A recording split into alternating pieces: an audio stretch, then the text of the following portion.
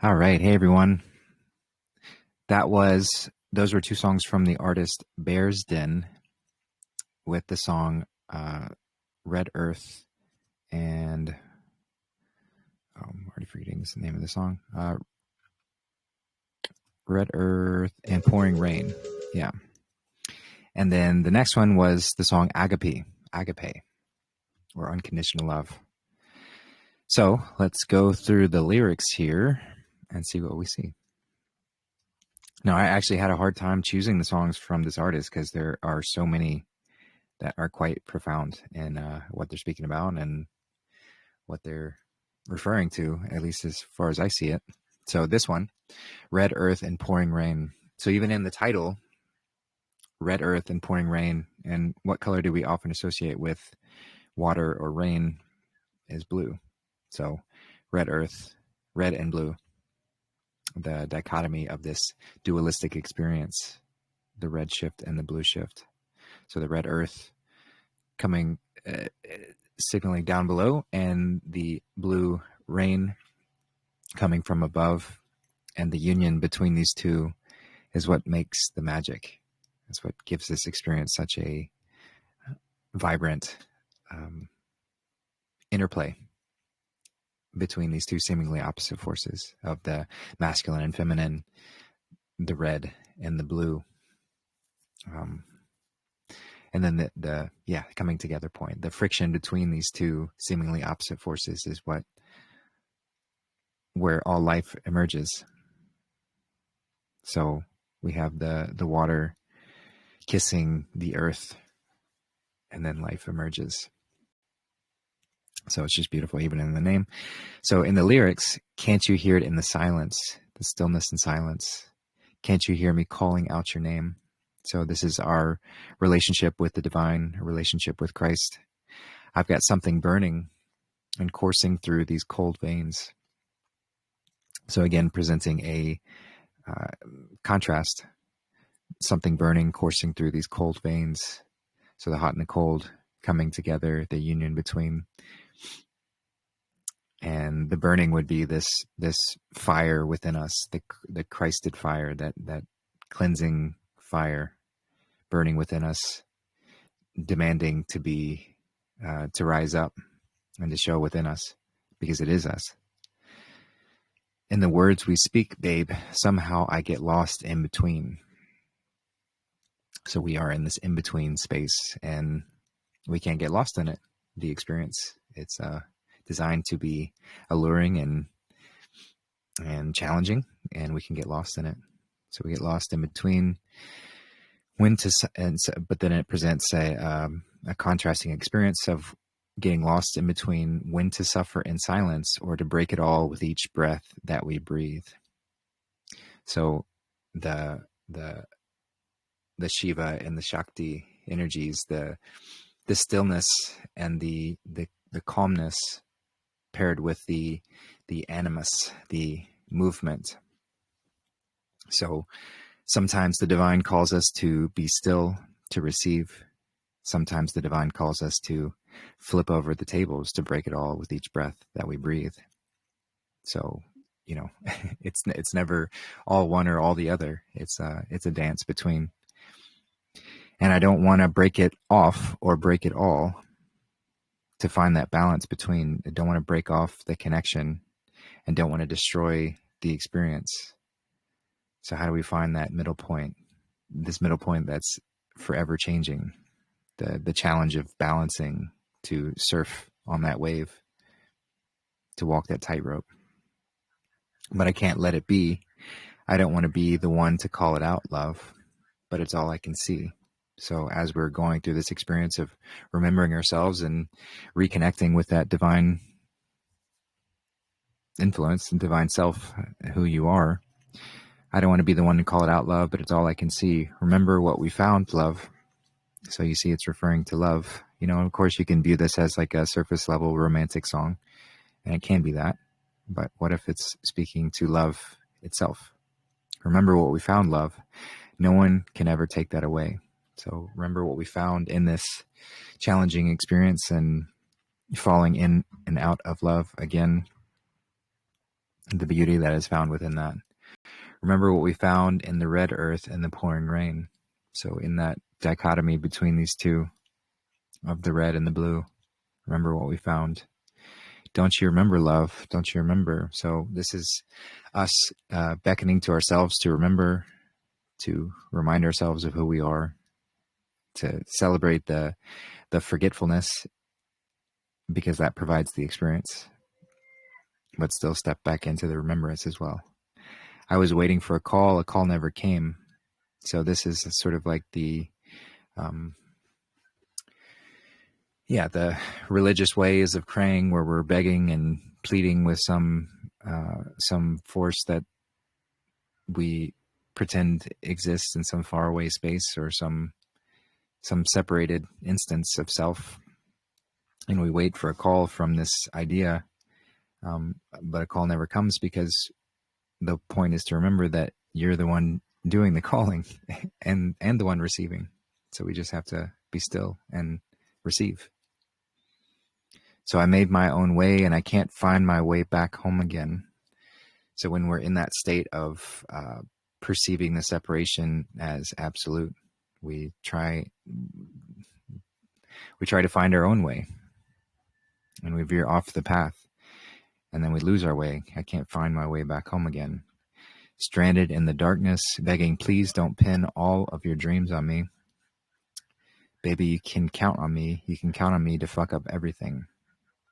So when we fall into this state of feeling unworthy, when we veer off the path and adopt these lies that we are a worthless sinner, or some evolved pond scum, some evolved monkey, some random happenstance, all of that is conditioning to get us to believe that we are unworthy. We are not aspects of the Creator. And when we believe that, then we believe these lies that we can't, even though we're continuously receiving this divine influence, this goodness coursing through our very being, because that's who we are. We feel ashamed when we fall off of that and we veer away from it and believe these lies of unworthiness. So we beg to that divine influence, don't pin all your dreams on me, because I feel I'm unworthy, because you can count on me to fuck up everything. When we believe we're a worthless sinner. I've been running forever, love. Forever, love. I've been running away.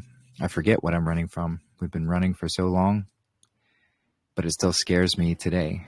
What I found in you, love, no one can ever take that away. Something forever in the red earth and the pouring rain. So that's the beauty of the forgetfulness, even though we do fall into these separated beliefs, there is such a beautiful purpose to them, so that we can have that contrasting experience and really cherish the reunion. You can't have a reunion without a breakup, or perceiving that, right? So that's why we do that. And don't you remember? So it continues. Don't you remember anything? It's just you and I, love. So this is just our relationship with love itself. There is no one else, and that's why this experience is so vibrant and beautiful, because we are truly just celebrating and reconnecting with love itself. It's just you and I, love. It's just you and I. So yeah, it just repeats beautifully, stating that it's just you and I, so we don't have to fall into this. We can celebrate the vision for what it is, this experience of perception of separation, for the beauty that it is, but we don't have to fall into the feeling that we are somehow separate, because it's just you and I, love. So yeah, that's that song, Red Earth and Pouring Rain by Bear's Den. And then the next one, so agape, which is that highest form of love, unconditional love. And so this is just a love song to love. So agape, please don't dissipate. So when we experience that divine connection in meditation and absolute presence, we we love that feeling. We truly do. And then somewhere along the way, the mind starts to creep in, and we start to feel the effects of stepping out of that. And then we plead to have it come back. Please don't dissipate. I know that I've got this all wrong. We fall into sin, which is just missing the mark, missing that space of balance and connection. I'm reaching out to touch your voice. And it says voice, but I also hear void in there as well. So I feel like that's a double meaning in the word. So I'm reaching out to touch your voice, or void. So reaching out to touch the void from which we all come. The black hole, or the centermost point, the space between, because from the emptiness.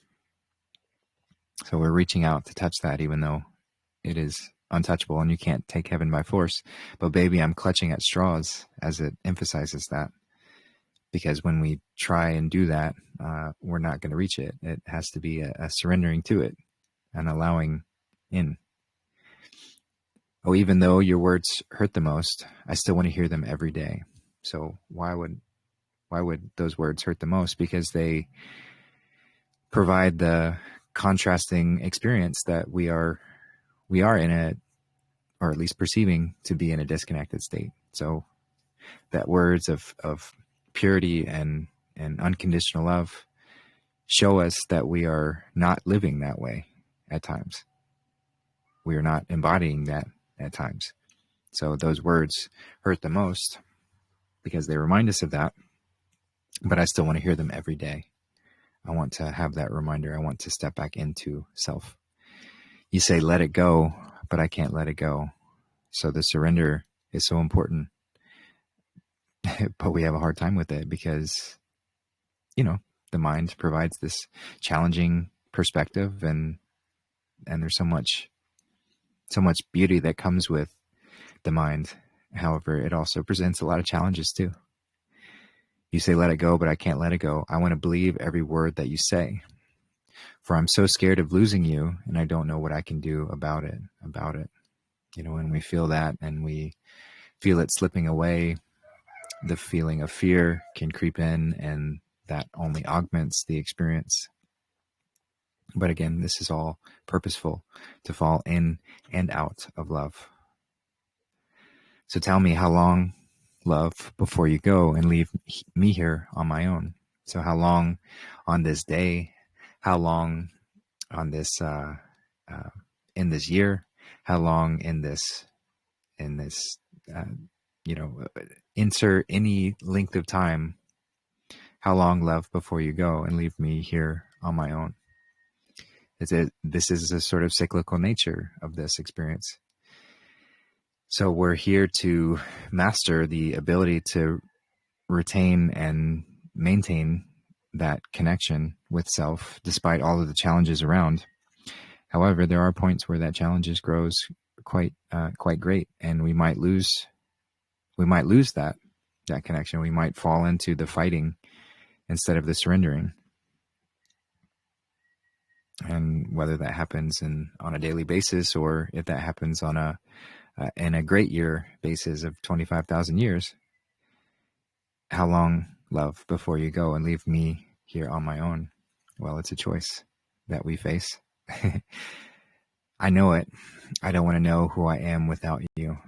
So we fear that separation, which, as I mentioned, can only increase the potential for it happening. But it is a certain element to this. So then it repeats. Yeah, I think it just repeats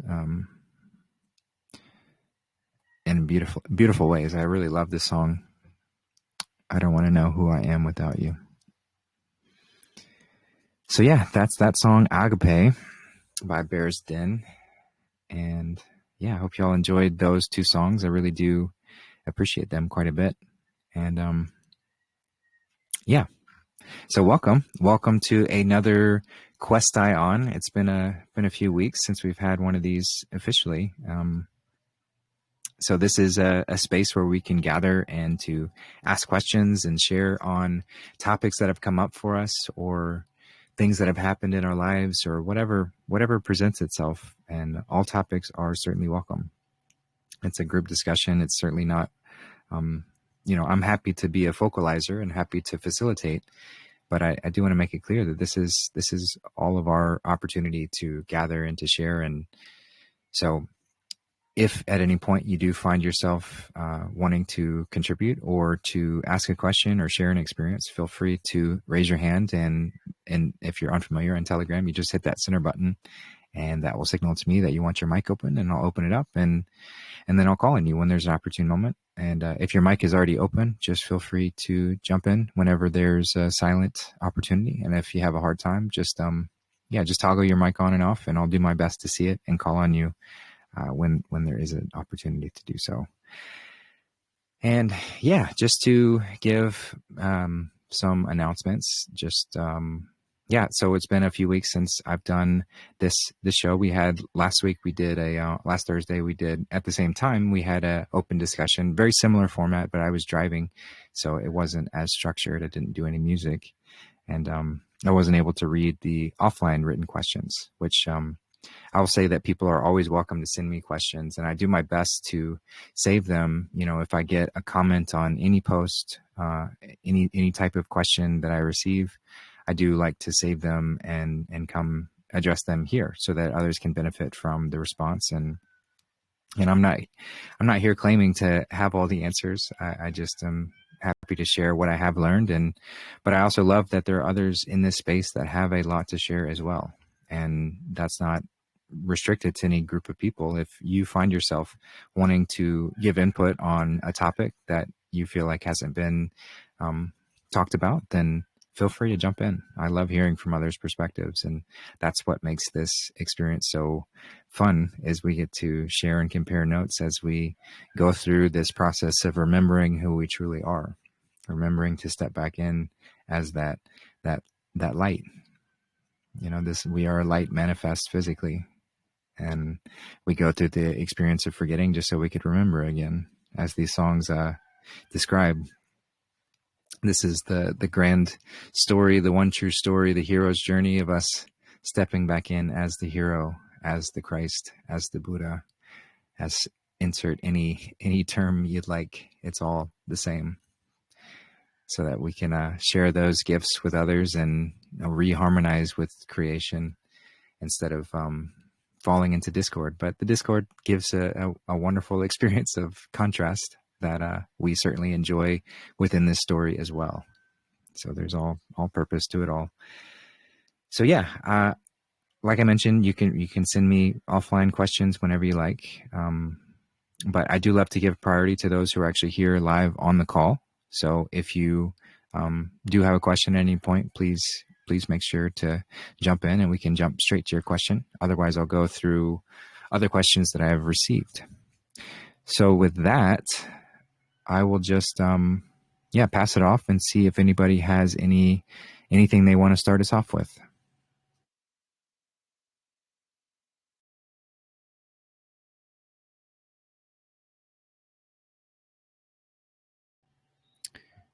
All right, no worries. Let's see, where do we want to start today? So here's a good one. This one's from Cheryl. And she asked, hypothetically, will we be responsible in our life review for all the anger and sadness we cause for standing in our truth for what is good? Or do we need to somehow appease these people's egos so the fury isn't directed at us? I've made many people sad following my heart and telling the truth about vaccines, supporting Trump, sharing knowledge about food, etc. Yeah, this is a great question, and one that I'm sure we can all relate with as we step into the truth, as we step into higher forms of self, and we feel the effects of that harmony within ourselves. And we feel, just from a physical standpoint, we feel the health effects as we clean up our body. We feel the relief as we step away from the lies that were kind of holding us down and holding us back, and become more vibrant and uplifted by it. And so, of course, because we are good at our core, we want to share these wonderful feelings. We want to share these wonderful experiences with others, especially those that we love and are nearest and dearest to us. But as I'm sure we've all learned to some degree, when we do so and those are not willing to step away from the comfort of the lies that they've adopted, this can present quite a lot of challenges within those relationships, and can lead to conflict and can lead to all sorts of things as we begin to share that. So the gist of the question is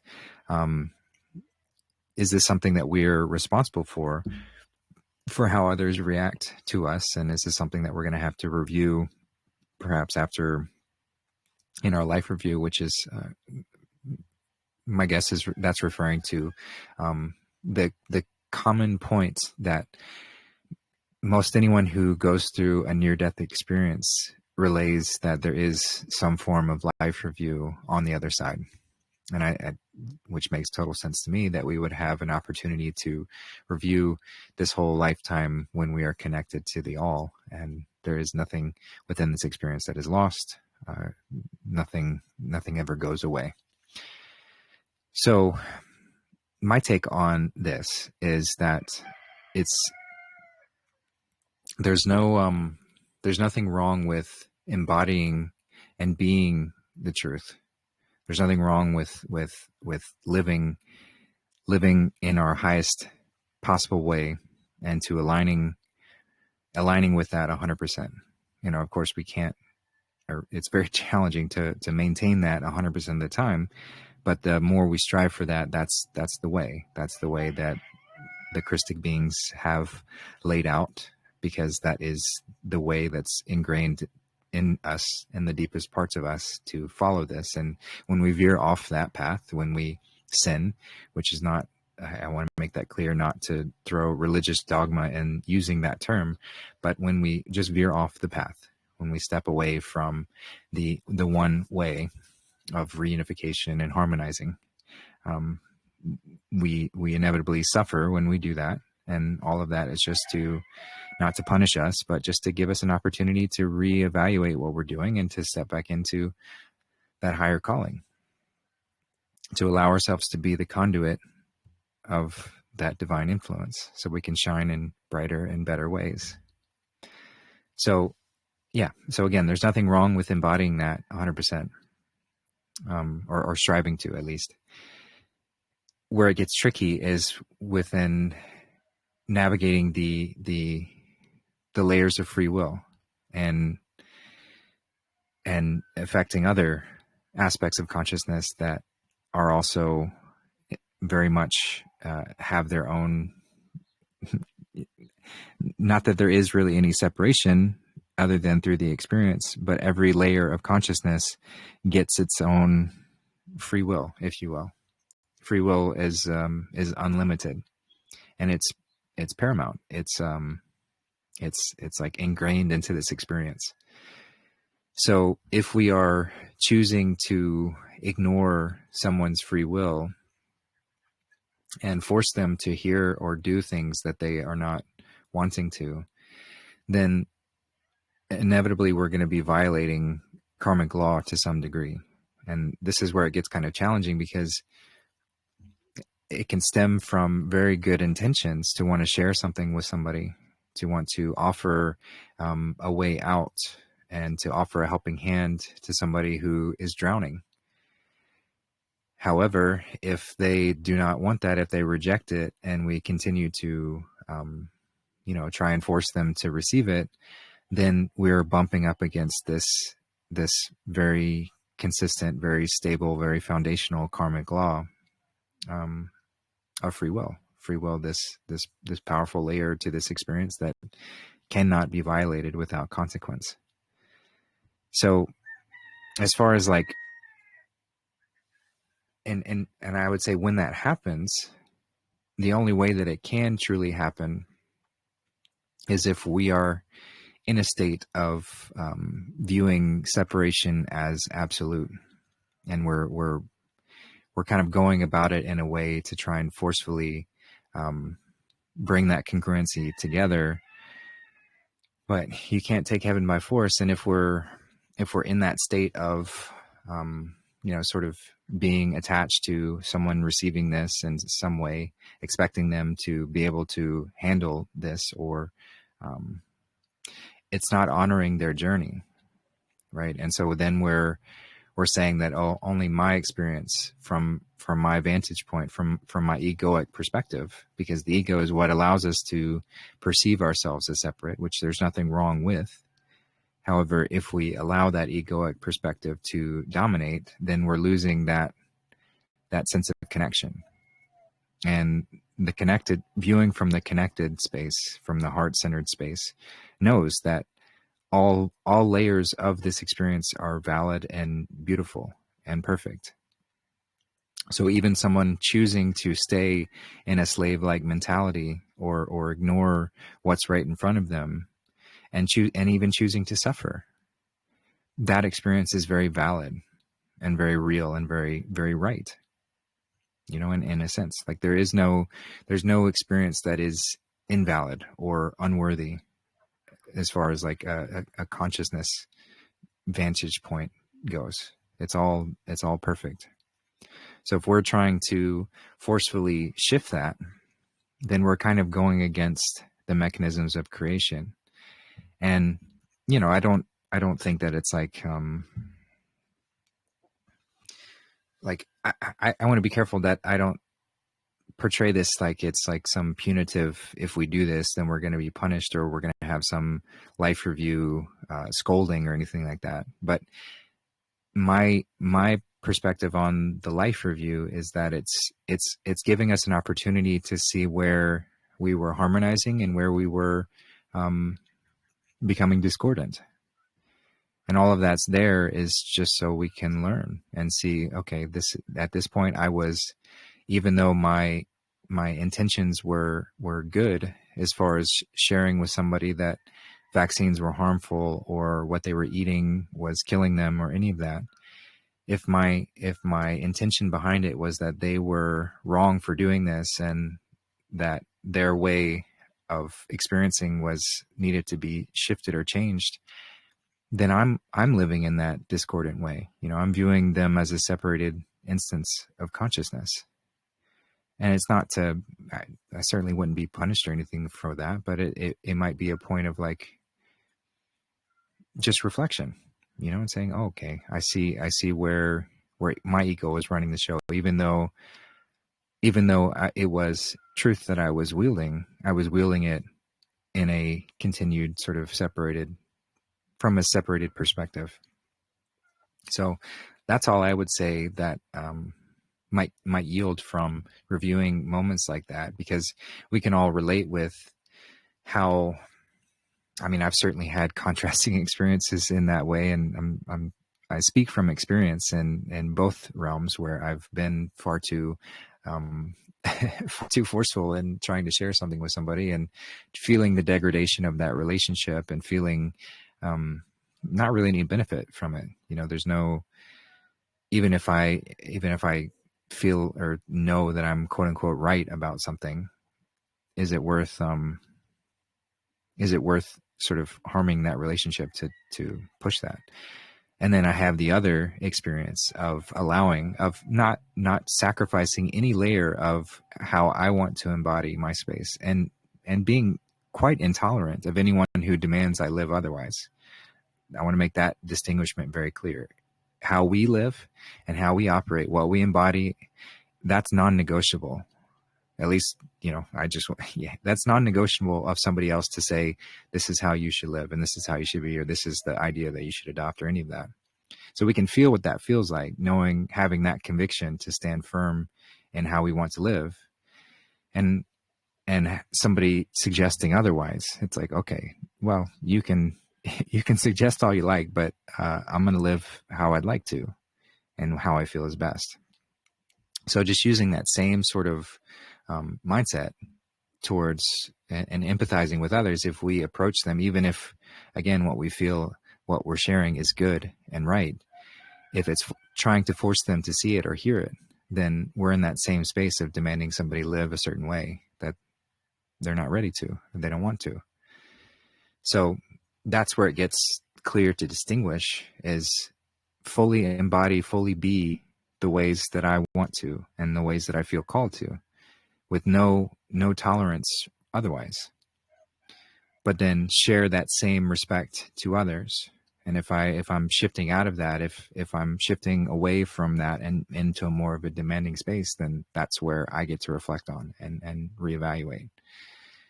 And so what I was saying with the contrasting experience of sharing something that somebody doesn't want to hear versus those times where we're just embodying and fully being those ways and having somebody approach us and ask, how beautiful that feels when somebody is genuinely curious and saying, hey, I see that your skin is glowing and I'm just curious, what have you been doing what you look so vibrant and healthy? What's going on? Or you seem so happy, so joyful and so peaceful. What leads you to be this way? How are you operating like this? And when we have that question, when we have those invitations, that's the space where we get to, that's the calling from the divine to say, now is the time that you get to share. You've surrendered and allowed this experience to unfold as it needs to, and all layers of consciousness to move as they are. And because you're not in a state of fighting to try and prove, you've surrendered into this allowance state. And here's the gift that comes through.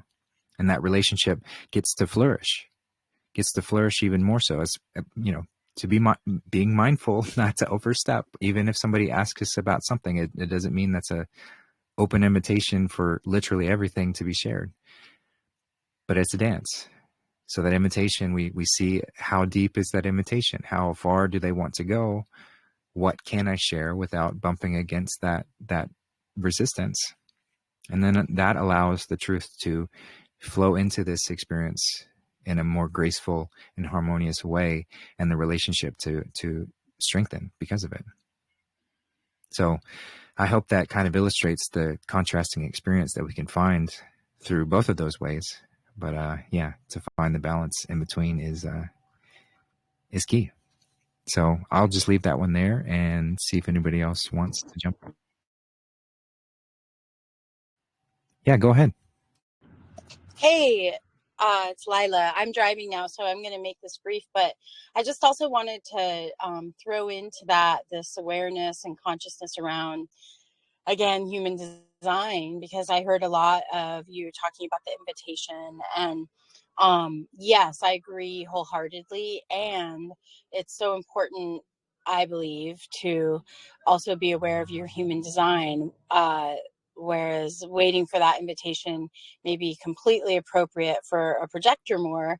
There are other energies that have that impulse moving through them, rightfully so, to initiate, and or say their incarnation cross is something where that's meant to be a little bit stronger than like wait for the invitation. And so I just want to encourage ourselves and everybody else to be consistently aware of that, so that we don't get pulled into this like cookie cutter way of like, this is how it has to be, and then it feels out of alignment with, in the moment, these true impulses from our highest selves and our Christed Godheads, that are trying to impulse us to turn the tables over sometimes, or or be more delicate about it, right? So it's always going to be that dance that is in that moment what is appropriate. Thank you. Yeah, thanks for that, Lila. And yes, ultimately, there's no way to set a definition or a strict procedure, or this is how you do this in every single moment, every way, because that's why religions are so against any Christic being, because as soon as you start trying to define and say this is how it has to be all the time, you're restricting the divine, which cannot be restricted, cannot be restrained, cannot be defined. So yeah, it's important to be open to where are you being called to in whatever moment. And yeah, so thank you for clarifying that. Yeah, Yeah. on that subject, I was just thinking about like for example, vaccines. And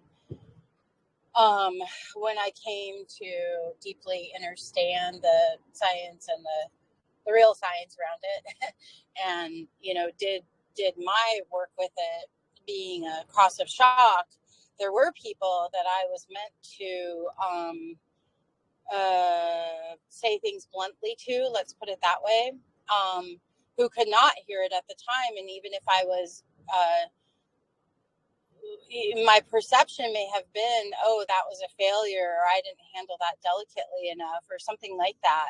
But then years later, to watch it come full circle, you just can't look at one little snippet in time and say, oh, that failed, right? There's so much opportunity within time for things to flow and grow, and people to have various circumstances with many people in their lives that lead them then to that awareness. And so if within my cross of shock I had said, oh no, I can tell they're uncomfortable, I'm not letting this energy move, I might not have had that impulsing energy as a manifesting generator to initiate a conversation that was uncomfortable, or even to say something quite bluntly that they did not want to hear and judge really strongly. But it still was within the movement that needed to come through me. And I have now the beauty of, looking back at these situations and seeing, a lot of people have come to me and said, you were the first person that, really I wouldn't even say challenge, but, really challenged me in the sense that it made me stop and think. And I couldn't hear what you said then, but now I see that, right? Including my own mom. Like I was going to kill my son by not vaccinating him and blah, blah, blah.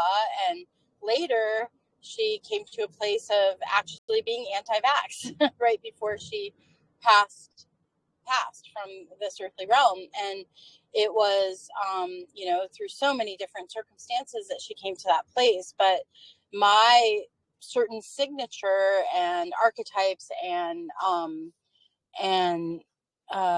impulsing energy is to be that person, as uncomfortable as it is. And so this is, please, I just encourage everybody to look at that, because what works for Justin as the cross of leadership with a projector energy type isn't exactly maybe what's true for you. And really deeply understanding it will give this sense of freedom and satisfaction, peace, alignment, when you're not trying to be Justin, but you're really truly being yourself. And that being said, going back to what I initially said, I completely agree with also like being thoughtful and aware of where the space can be held, and not karmically necessarily pushing against something and creating a bunch of karma for yourself by judging. But that's also a frequency, right? It's like, are you going in that way or not, of judgment or even fear-based, or is it really coming from the Christ itself energy that's flowing through you? Thank you. Yeah. Again, thanks for adding more to that. It's like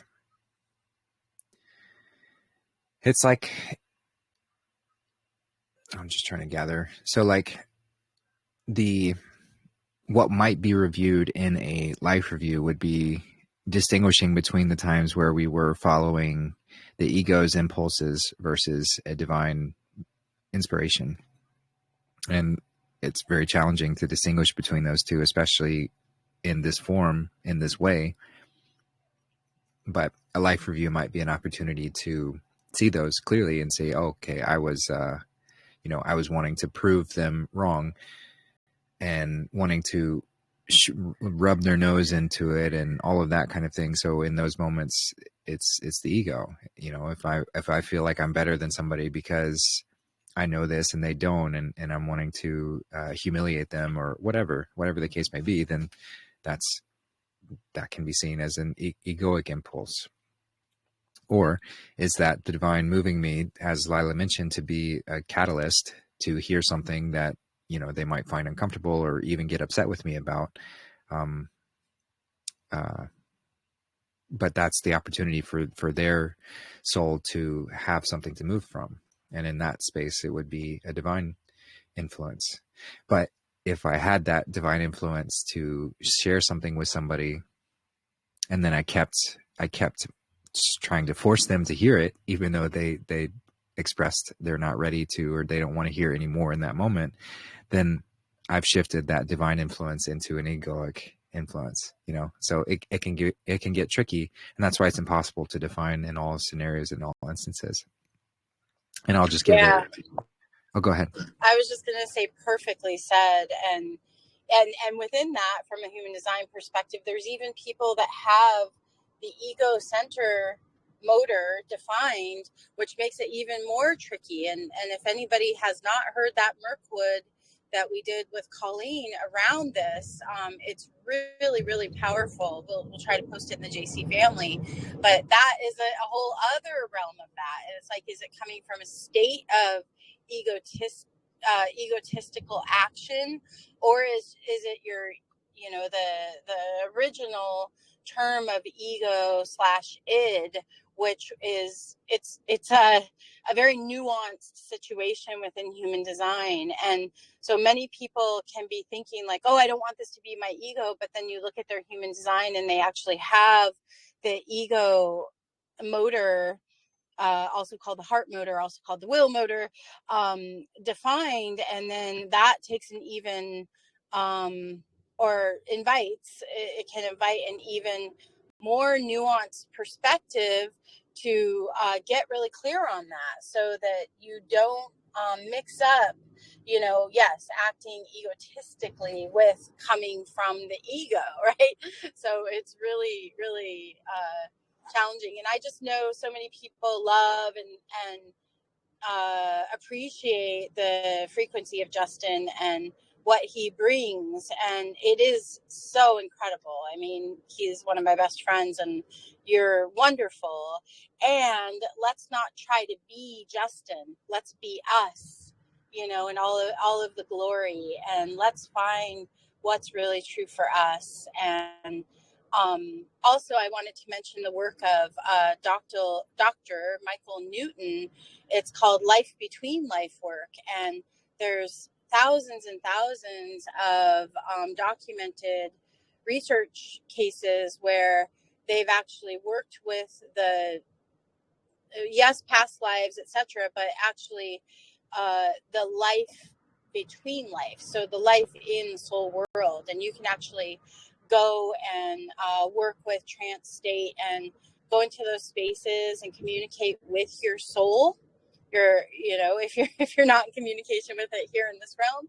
And it's very fascinating, and it talks, there's, you know, thousands and thousands of people have reported exactly the same situation, that there's definitely a life review. But yeah, it's not really done from a state of ego in that spiritual realm. It's more like we're all students, and it's like, oh, that's what I could have done differently on that test, right? I mean, I can't even use that example because we've all been so brainwashed by this societal norm of like negativity, you know, of like doing badly in school. But imagine in an ideal school realm, say you're homeschooled or something, and it's just like, oh, curiosity as to why you didn't, you know, multiply in this correct way, or curiosity as to, oh, why can't you just seem to remember, you know, this process or this fact or whatever, instead of a shame, or this makes you less than, or whatever it is, right? So according to his work, I highly recommend it.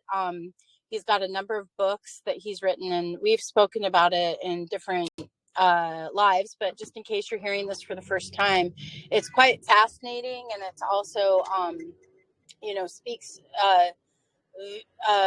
quite extensively to the subject of what it's like when we're doing the life reviews. Thank you. Yeah, thanks, Lila. Yeah, and just to continue on, it is what makes speaking about the way, or teaching the way, or sharing even just how each of us live the way. It makes it very challenging because it is important to not take any of the words or any of the teachings and become dogmatic with them, and restricted by them. There's general consistencies that are easier, but then as far as when it gets into the nuances of how we're living each and every day, if I'm trying to copy what somebody else does, or even just even reviewing the words of any of these Christic masters, Yeshua or any of them, if we become dogmatic with how they were showed, or try and apply them to every scenario, then we're missing the point. It's to truly embody this way in all moments, and be open to the divine influence, however she leads. Right. Yeah. We're missing our sovereignty, which is like the whole point of all of this, right? That I am that I am, that beautiful sovereignty of our own special soul imprint and, expression of God. Thank you. Yeah. Which is why Christ was always very adamant about not putting on pedestals, not creating religions, not defining things, because it can create a whole host of issues. So please don't create any definitions or restrictions based on what you hear here. It's simply just just an opportunity to share and compare, and then we can mold that into the ways that we need to, or give us ideas to inspire us in these moments. Yeah, I'll just give a personal experience that happened recently. So I had someone reach out, and they had found me. They had found some of my work somewhere and reached out and wanted to ask me some questions. And so we set up a time to call and had a conversation. And within the conversation, it became very clear that this individual wanted to sort of stay in this sort of victim mindset that, oh, I wish I could do this, but because of all these circumstances, and it's so hard to do any of these other things. And if I only felt better, then I can do this. And if I only had more resources, then I could do this. And which I get, and we are in a very challenging time, but I do have a hard time continuing to hear these sort of dark spells we cast on ourselves without saying something. And so I, after hearing a lot of it, I sort of shifted the conversation and put forward, like, if we're always living based on the effect, then we're never going to shift the cause. If I'm always saying I'll only be happy if I have these things, I'll only be content if I have these things, I'll only do this if I feel healthy, or any of those, it's an inverted reality. It's the ways that we've been conditioned. It's the shifting into the effect focused instead of the cause focused, shifting externally focused instead of internally focused. And so I shifted that and said, well, I'd like to offer this, and I hope this doesn't upset you. And my intention is certainly not to upset you, but just to shift that perspective, or give you an opportunity to see where that might be causing you to continue to experience these things. Because that's all that really happens when we are only focused on the cause, or the effect rather, and what we don't have, then we're sending out signals to creation that's what we want. Creation is kind of brutal in that sense. It gives us exactly what we want. So if we're focused on the lack of not having enough, or being unhealthy, or any of these kind of things, then we're just going to get more of that. So I had the invitation to converse with them initially, but shifting into that realm, they became very triggered very quickly and claiming, "What do I know? I haven't experienced anything." And then it got into the whole like, oh, "Well, you support Trump, so you're obviously don't know anything anyway," and just the whole TDS kind of thing came forward. And so anyway, just to show that but I didn't, I guess to continue, like I didn't continue adding on to it and arguing. I just said, well, if that way suits you, then all the best to you, and thank you for hearing me. And that was that. I didn't continue. Now I felt my ego. I felt my ego getting bristling and wanting to say more and prove that they were wrong about this and that, and go into all sorts of different layers and psychoanalyze their words and what they were saying and all of that. But I stopped and I said, there's no point in me continuing. I said what I needed to. I felt that divine influence to give that example and give them an opportunity to see differently. And I even said, like, I love you so much that I'm willing to share this with you, even if you don't, even if you hate me afterwards for it, or you don't, whatever, I'm willing to do that. So that's at least to the best of my abilities, that was where I felt the divine was moving me to say that, to share that, to give that sort of critical feedback and an opportunity to shift, but not to continue harping on it or continue overstepping in that way. It's like it was already challenging enough to even receive the initial, and then it's up to them if they want to receive it or take it further. So just to give a recent example where that sort of dichotomy has played out in my life. And so just wanted to offer that as well. But I think this is a great topic to go over, and really appreciate the initial question. And thanks, Lila, for chiming in. And I'll just see if anyone else wants to talk about this or go further on it. I see Izzy raise your hand. Go ahead, sister.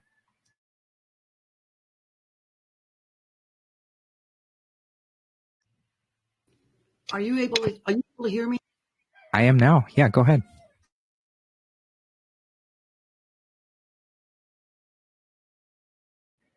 Oh, we did hear you for a second, and then now we don't.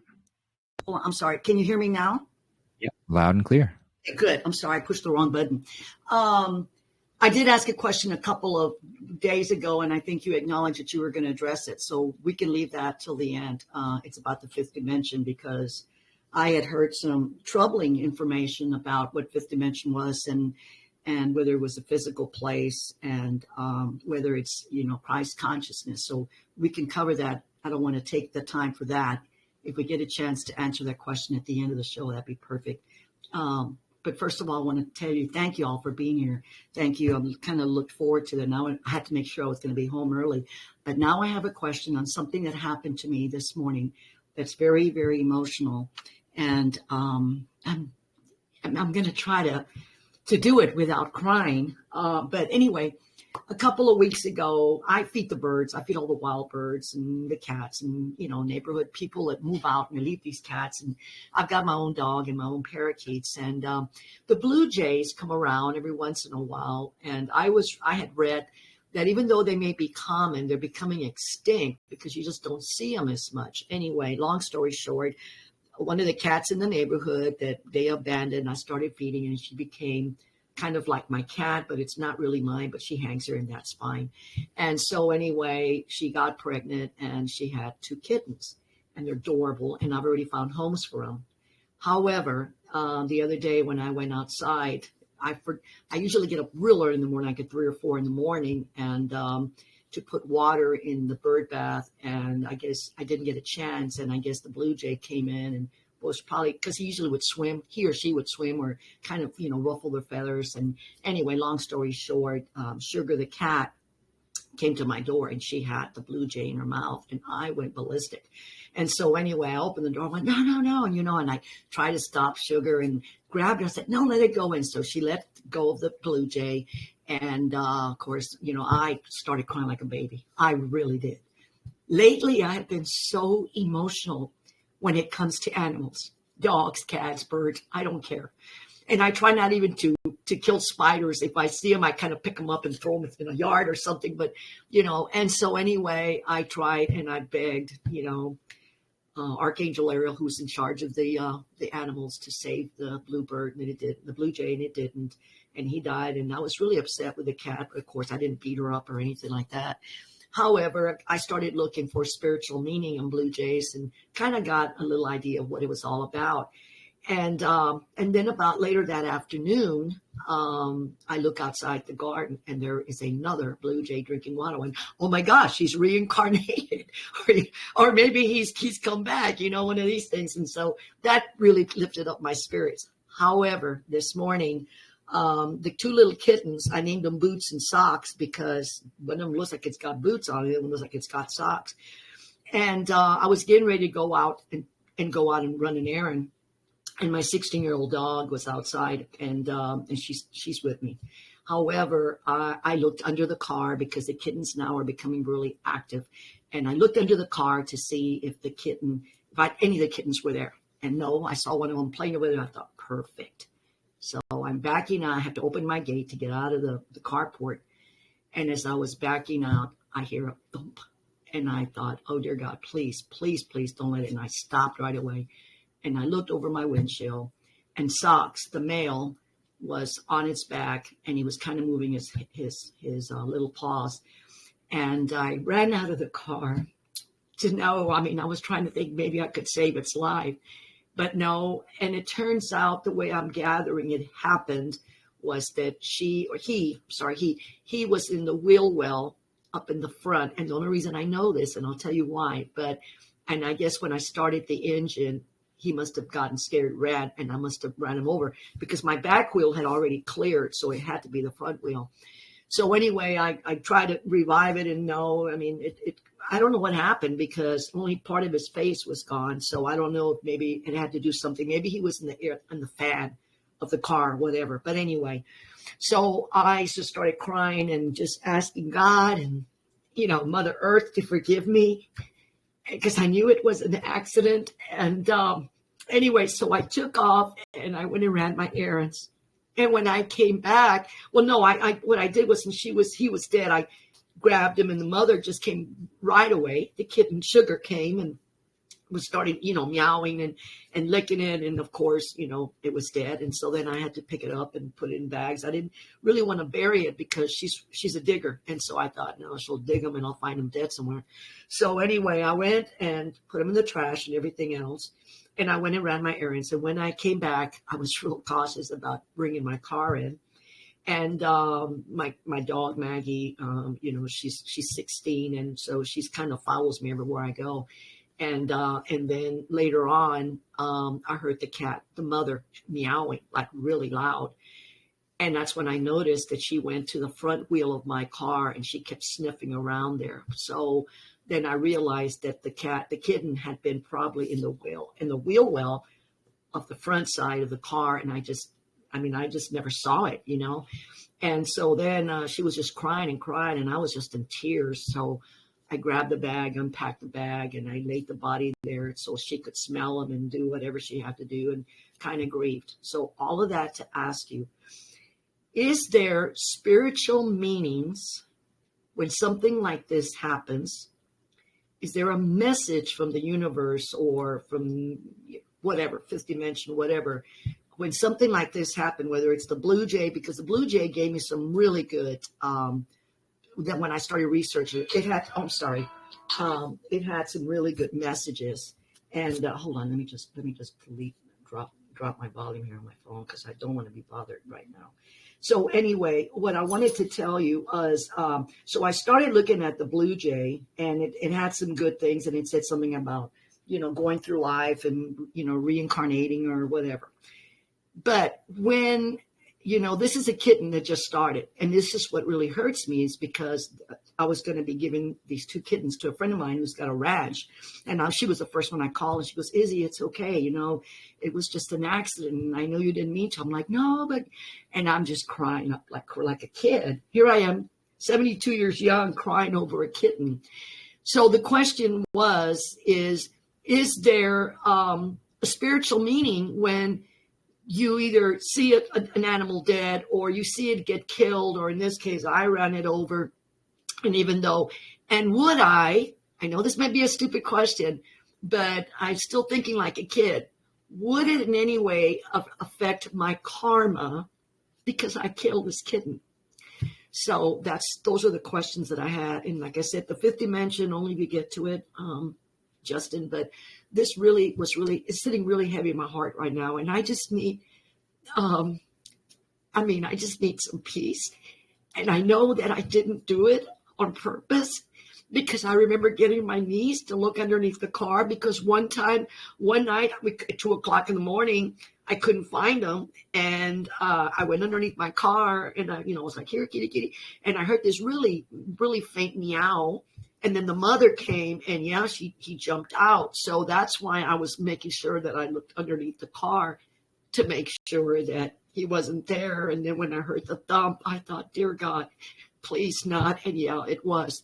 So if you can, if not, like I said, I don't know if there's any spiritual meaning in the death of an animal, especially if you've done it, whether it be an accident or not.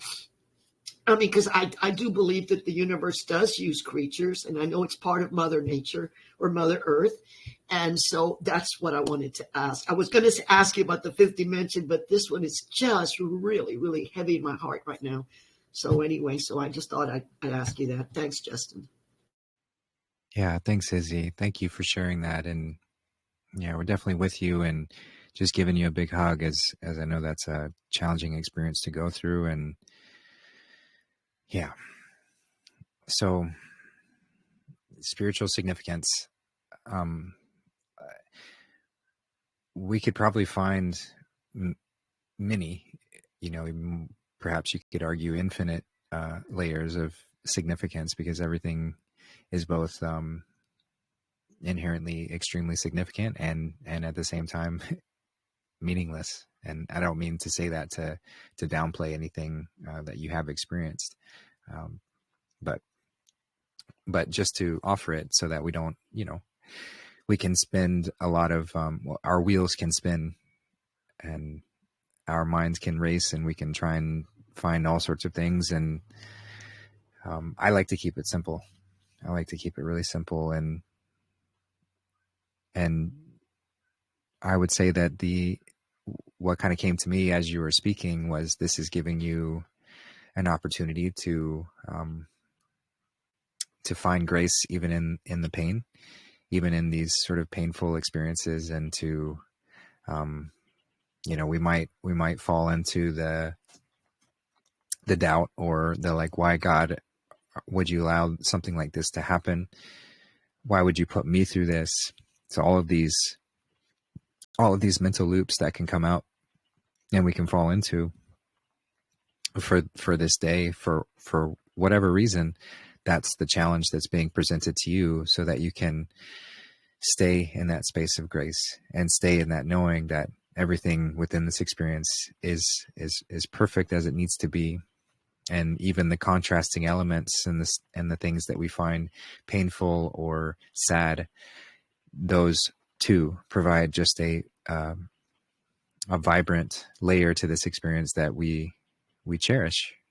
So for you to love and to care and have such compassion for these creatures it's so beautiful, and if that were something that if that were something that was not so seemingly fleeting, like animals who don't live for very long, and we grow in relationship with them, but they do die, and that sadness, of course, we can focus on just the sadness and the loss, and again fall into this despair or doubt of like, why would this happen? Why are we feeling such pain why would any good benevolent creator have us to experience that? But that sort of fails to see the big picture of why was that love so deep and so beautiful.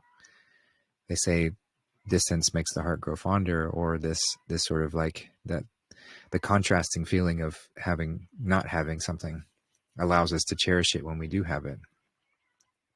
So if for just that, to give you an added layer of that experience to have, and to cherish those moments even more deeply, but also to find forgiveness within yourself as well. I'm sure, and I know that I would do the same, but fall into the sort of self-punitive mode of like, oh my God, why didn't I check more? Why wasn't I more careful?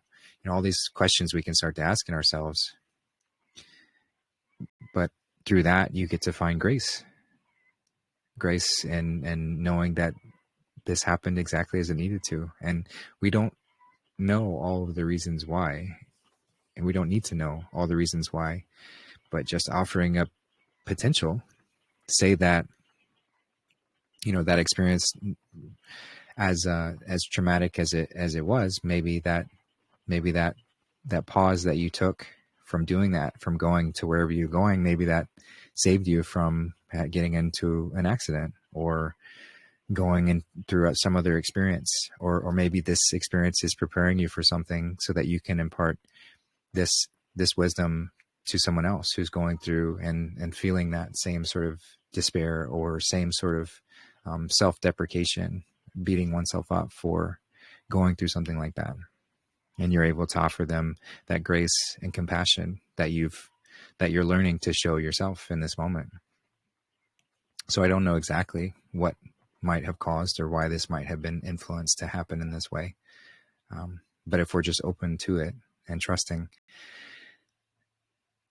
because there is nothing other than this divine goodness and this ultimate benevolence that permeates through everything.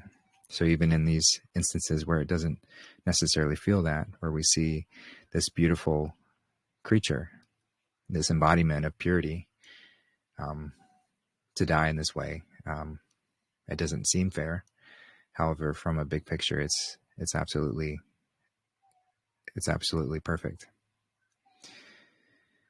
So yeah, as far as specific significance of, the creatures, I'm sure you can find lots of information online about what different animals symbolize and what they embody, the frequency that they emit, and what the appearance of them in our lives can do. I'm not discouraging any looking into that. I don't have specific knowledge myself, but I would say, just urge caution into if it's just, if we're seeking answers of something that ultimately can't be answered. And sometimes that can drive us mad to try and find that. So just want to urge caution and going into that mode, because, peace is so precious. So yeah, I just want to offer that. And again, just give a big hug to you, and know that we're with you. And go ahead. Well, no, what I was going to say, thank you for doing that. I guess because I'm doing so much reading about Buddha and karma and dharma, and I'm looking at a season show that's on Netflix called Heavenly Ever After.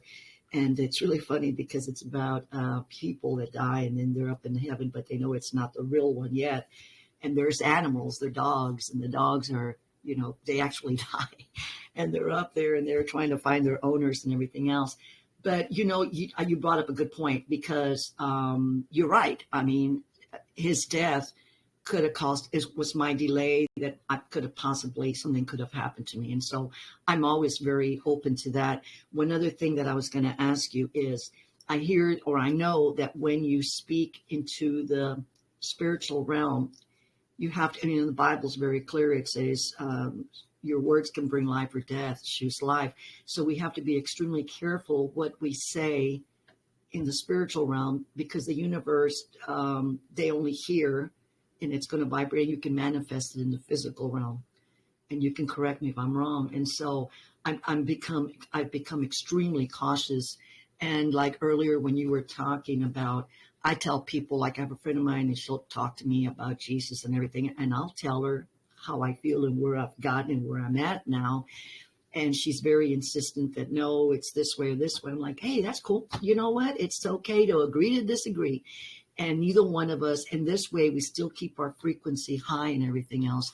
However, like I said, I'm learning. I really am learning. I just thought that maybe I might have done something that karmic brought that onto me. And like I said, look, if somebody was to come in this house and try to kill me versus a pit bull, well, I should not take a pit bull. I wouldn't hesitate to kill a human if it's my life is threatened. But if I see that a dog is being tortured or something, I will step up to it as a child. I mean, I don't have any children, but I will do anything and everything in my power to save a child. And so, but I've noticed, Justin, in the last maybe 6 months that I have become so passionate and so emotional when it comes to the animal kingdom. It's, I don't even eat meat. Okay. I mean, I gave all that up. I still eat occasional fish, but I just, if I see videos on Telegram and it's about dogs that are helping dogs or people or whatever, I mean, I'm like, oh, like I'm in tears, or I'm like, oh, that's great or awesome. So I know I'm going through a change, and I really feel that I'm really connecting even deeper within my own self. And the last thing I want to do is mess it up in any way. And I know I'm here for a purpose. I'm a humanitarian, and we're just waiting for us to get the call so that we can start doing our humanitarian projects, because I want to help the homeless. I want to help the veterans. I want to help the pets that need shelter. I mean, I don't care how rich I get. I want to help everyone. That's the way I am. And so I know that I'm here for that reason. However, like you said, there are things that are going to happen that we may not know the answer. But anyway, I have to tell you this, and then I'll let you go. The friend of mine that I called her immediately, and I'm crying, and she said, why are you crying? I said, oh, the 2 kittens that I promised you. And she tells me what's happening. I explained to her, and I said, and I'm going to get the mother fixed at the end of the month. And so she says, Izzy, maybe I wasn't meant to have the boy kitten. Maybe I was meant to have the mother and the female kitten. And so she said, look, I've ran an animal or 2 out over, and you didn't do it intentionally and everything else. She says, but things happen for a reason. We may not know it on this side. So anyway, so she's going to take Boots, and she's going to take Sugar once Sugar gets neutered or spayed, whatever you call them. And then, because she asked me, do you want to keep them? I said, no. I've got my 16-year-old dog that requires a lot of work for me. And I've got my 2 little parakeets, and I've got all the birds in the neighborhood here that fly. And I said, no, but that's what she said. She goes, maybe I wasn't meant to keep the male. I'm like, well, duh, why didn't you just tell me that? I didn't have to run it over. And we kind of laughed about it. But so anyway, I know it was kind of put you in a position, in an awkward position about spiritual, because I've been reading a lot about Indians and how they have spiritual meaning with the birds and different animals. The different animals. And I just thought maybe you might have some insight, but I will look it up and see what it means. But thank you so much, and have a blessed day. Yeah, thanks, Izzy. And just to add on to that, thanks for reminding me about the karmic consequence portion. I did want to speak on that. So as far as, was there any, all karma is just cause and effect. It's not like, there's like religious ideology that gets thrown into that word as if it's a punishment from some past life or any of these kind of things, but it's merely just cause and effect. So karmically, what might lead to this instance happening, I don't know exactly, but I can imagine or extrapolate that it could be an invitation to, while you are cultivating care and compassion towards these creatures, that's the feminine care and compassion. And there's also a slippery slope into where that care and compassion becomes control an attachment, right? So there's the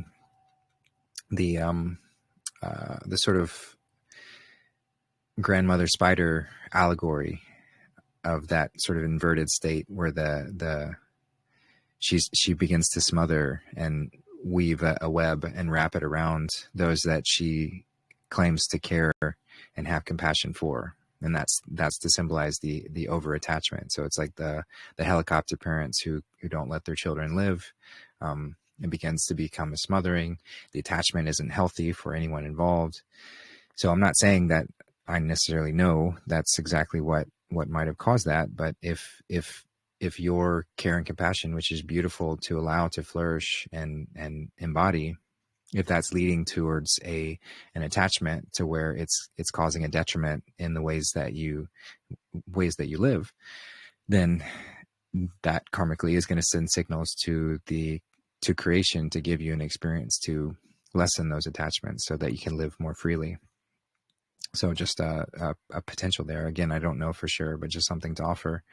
And then the karmic consequence of it happening, I mean, like it's not something that's going to happen later or manifest later. You've already experienced it, just the sadness from going through that, but also getting to go through the experience of letting go of that, something that's so challenging, and moving through that with grace, so that no matter what sort of storm rolls upon you, you're much more able to be with it instead of unconsciously reacting to it or falling into despair or doubt because of it. So it's all there, again, in perfect balance. It's not always possible for us to find all the meanings and reasons behind why something might happen from a mental perspective, but deep within ourselves, we know that it's perfect and it needs to happen that way because it did. So yeah, just wanted to offer that as well. And again, just thank you for the question and the topic. It's a really great one to go into. Yeah, I'll just pass it off and see if anyone else wants to jump in, either on any topics we've discussed or take us a new direction.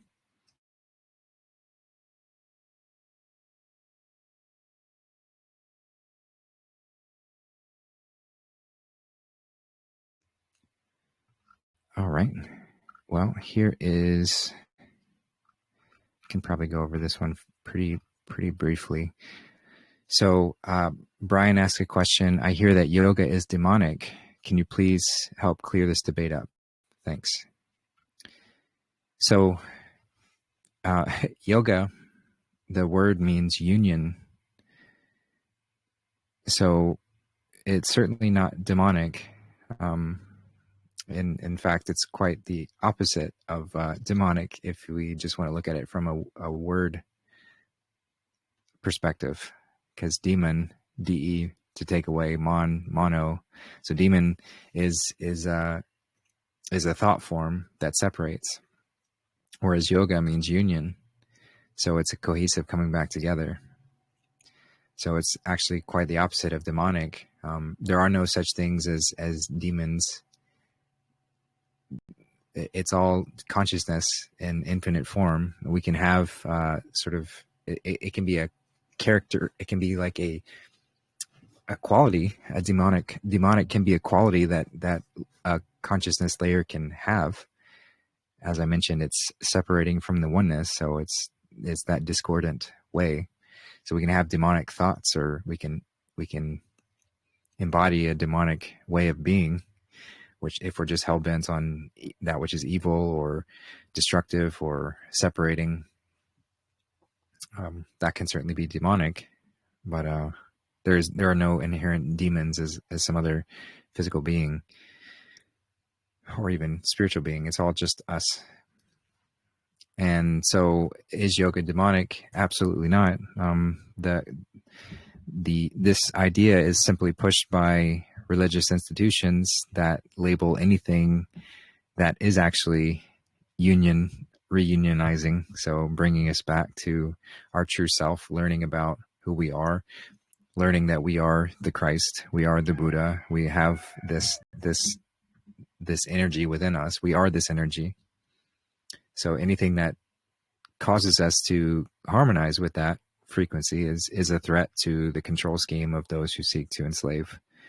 And religions were all created by these same people, either knowingly or unknowingly, it doesn't matter.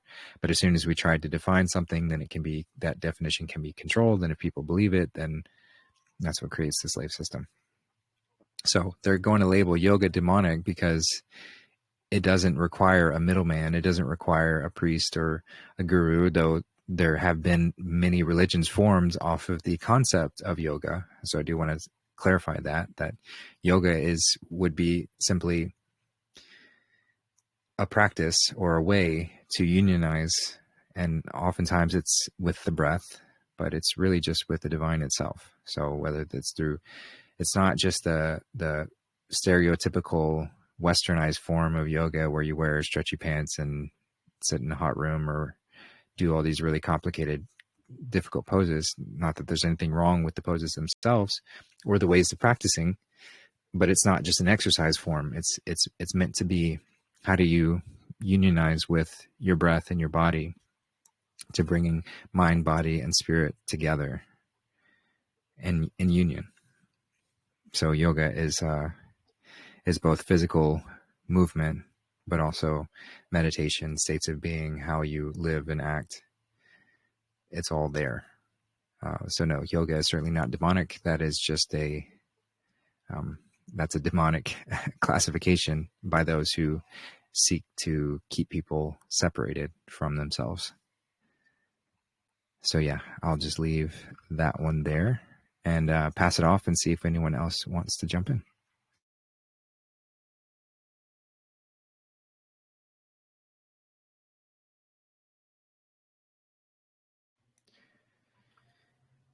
All right. Well, here is another one. This one is from Mark. And he asked, why is Trump saying eggs have come down in price 92% when so many are saying the price of eggs haven't dropped at all, or best only a little bit? This seems to open him up for ridicule. It makes it difficult to speak in support of him, as people will then point to this thing he said, which makes him look stupid. It seems a strange thing to exaggerate. So, exaggerate, ha ha ha. So why would he exaggerate, or is he exaggerating here? And I talked with Mark a little bit about this, and it seems like he's not really exaggerating, but where we get the contrast is what certain quote unquote news or media outlets talk about and what's actually happening. And this is part of a larger sort of thing that we're seeing play about, where you have all of these made up polls showing that the majority of Americans are very disapproving of what Trump is doing, and prices are still going up in all these different ways, and that's what the media will report. Things are getting worse. Everything's getting horrible. Everything's awful. There's all, you can see that narrative out there very clearly. But what this is doing is then showing the contrast of what's actually happening. So prices are going down. Gas prices, food prices, all of these things are going down. Egg prices specifically, I looked at the data for it, and I didn't see a 92%, but it was 80-something% reduction in price in the last few months. So it has gone down considerably. And I don't buy eggs, but I have family members who do, and they've reflected the same thing, that the prices have come back to normal levels. So is he exaggerating? I don't know exactly what number he said in this instance, if he said 92 or whatever. Trump does like to exaggerate. He does exaggerate at times as well, sometimes, and sometimes he's just spot on and labeled as exaggerating, and that invites people to actually look into what's real.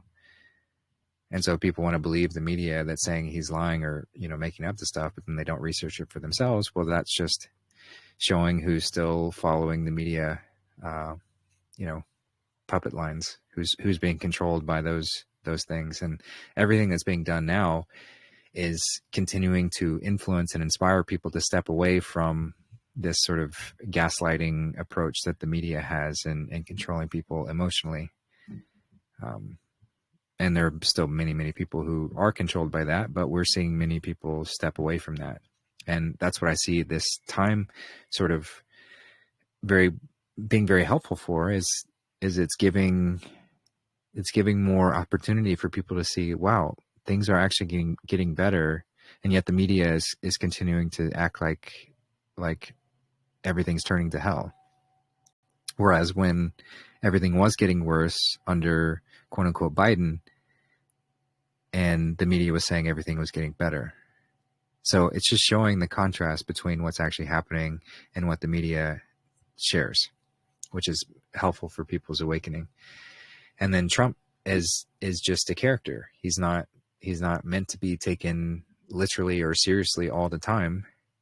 A lot of what he does and a lot of what he says is designed to antagonize to some degree, not in an outright way, but anyone who still believes the TDS, like the Trump derangement syndrome narrative, as told by the media, what Trump says is just going to get them more agitated, which might seem cruel, but it's there as a way to bring them to that breaking point, the point to where they abandon that old worldview in some way or another. Even if they hate Trump the whole time, eventually they'll get exhausted with that, hopefully, but it's important to catalyze people in that way.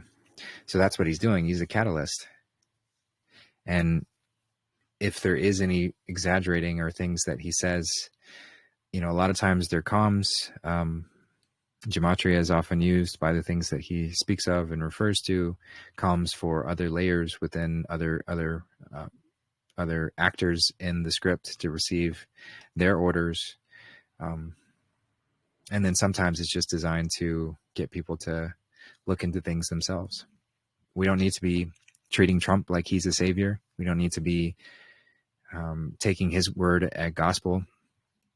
And so if we're just moving from one dominator to another, if we're moving from putting all our faith in the system and then just putting our faith in Trump, well, we're kind of missing the mark as well. So that's giving another data set for the White Hats to see who's actually thinking for themselves, who's actually stepping into their sovereignty, not just who's falling into another narrative, even if it's by someone who's doing good. If we're just falling into that, then that's not really helpful either. So yeah, that would be my take as to why he would say what he does. And and why people who are just listening to the media, who are going to say that everything he says is exaggeration or lying or whatever, but that's also not accurate either. So there's purpose to all of it. But at the end of the day, we don't need to take it literally. It is a show to shake people out of their stupor, and it's working. It is certainly working. So yeah, I'll just leave that one there and see if anyone else wants to jump in.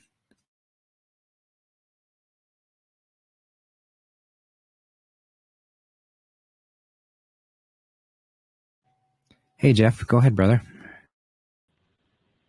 Can you hear me? Yeah, loud and clear. Okay, perfect. It's more towards the first question. It was just too loud for me to jump in there. But it relates to, it's not a question really, but more of a something that I resonated with, that really helped me with the whole TDS and NPCs and whatnot. Even though like my ex-mother-in-law, she's just like exactly what we were saying. She just hates Trump, and it's the stuff she shares and the way she talks to my kids. Like, I still have to see her at functions and whatnot. But I guess there's something that I heard that really helped me deal with her, which was, she's not really an NPC, because they say, oh, they're soulless or whatever, and I don't really believe that. she obviously has a soul. She's a kind woman who spent lots of good years and lots of, laughs and fun. But these last 5 years have been super challenging. But when I heard that, they're just young souls, well, then that triggered something in me. I was like, oh, well, even though she's, in her 70s or early 70s, she's just not at the same level as me. Not saying that I'm better, but well, from what I understand, she's like a young soul. So that's when I have conversations with her now, I feel more, empathy for her, and as opposed to getting triggered and mad and trying to start an argument, I just sort of like stick to my guns and explain my point of view and treat her with a bit more compassion, as if she's older, but spiritually she's younger, or in ascension or whatever. She's in an older body, but her consciousness is in a younger, she's a younger soul. So it's not really a question, but maybe you could elaborate on your thoughts on that. But it really helped me, so maybe it'll help other people not get triggered, because it's tough being out there with all everything that's going on. So yeah, that was my 2 cents. Thanks. Yeah, thanks, Jeff. I appreciate that, and it is a very helpful way to deal with those kind of things. And it's like, yeah, I mean, it very well could be young soul, hasn't been around as much or hasn't gained as much wisdom. Could be that from a larger perspective, her soul signed up to be more of the antagonist in that specific scenario for your story. Sometimes maybe the oldest souls of all are the ones who sign up to be the greatest antagonist, to say there needs to be that form of challenge to refine other layers of consciousness and go through it that way. So, just another way to look at it. But yes, any way that we can find that contentment and compassion in those experiences is very helpful. One that I love to utilize is similar to what you're referring to, but just seeing the child within anyone. And just as if a child was throwing a tantrum and even hurling insults or throwing objects at me, or attempting to harm me in whatever way because they were so angry and upset, am I going to view them as something other than a child in that moment and return that same anger and upset towards them? No, it's a child that's throwing a tantrum. So not to use that as a elitist perspective to say I'm better than somebody because that's just a child. But that can be very helpful in finding that compassion and responding in a way, knowing that this is a child that's afraid. All of these things that stem and cause these reactions, and for your mom to feel that way, it's because she's afraid. She's afraid of what's happening. She's afraid of all the changes that she's seeing. And that's, regardless if that's the best or most effective approach, that's what she knows. That's how she knows how to be, and how she knows what she's learned and maybe hasn't had anybody teach her otherwise. And so this can help us to find that compassion as well. I'm not saying to allow behavior that's destructive. We don't allow the toddler to, break windows or throw heavy objects at people that could hurt them or any of that. So there is a necessary restraint or boundary that might need to be set or whatever, but we can still imbue that compassion and care in those decisions, and knowing that this is where it's coming from. It's like a frightened creature, a dog that's been hurt or traumatized. It might lash out and try and bite you if you try and care for it. So we do have to be cautious to not be within biting range, or if we do, protect ourselves, and we might have to restrain it so it doesn't do that. But we don't get upset if the dog bit me, right? I'm not gonna bite the dog if the dog bit me. I know that dog is responding in a sort of knee-jerk, animalistic, reactive way to the fear that it's experiencing. And so I can still have that same compassion to know that the root cause of this is fear. It's that trauma. So the same thing applies no matter who we're speaking with, or if we see or we feel that effect of somebody reacting in that sort of animalistic, fear-based method, we have compassion for whatever got them there, and we can offer that, and that takes the edge off it. So we're not just knee-jerk reacting and creating more discord in the relationship and acting as if they're in their right mind doing so, because clearly they're not. So yeah, that's a great example to help give more compassion in those instances, and to find more peace in those moments where it is very challenging to see, and then bring it back to gratitude. You know, as I mentioned, maybe she's the oldest soul, having signed up for an antagonistic role, all for the betterment of this conscious experience, because there needs to be some antagonistic force within it, and there needs to be those who embody that. So having the gratitude to say thank you for playing this role in my life, to give me this opportunity to learn from, to strengthen my own resolve and my own calmness and my peace through these challenging moments, to give me these opportunities to learn from in the greatest way possible. Where children, if she is embodying that sort of childish behavior, children can be our greatest teacher. They are our greatest teacher. You know, they give us so much and teach us through so many ways. She's offering you that same avenue of learning in different, but also very similar ways. So shifting to that gratitude and knowing that everyone in our life is there for a reason. It's there for a purpose. Everyone, regardless of if we like them or don't in whatever moment, they're there for us. And the more that we can be at peace with that and learn what we're here to learn from everyone, then we're not fighting against what is, and truly just appreciating and stepping into it even more so. So yeah, just thank you again for that perspective, and just wanted to offer that as well.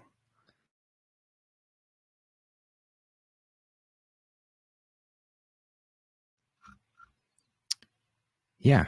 Anyone else want to jump in, share anything on topics we've gone over, or jump into anything new?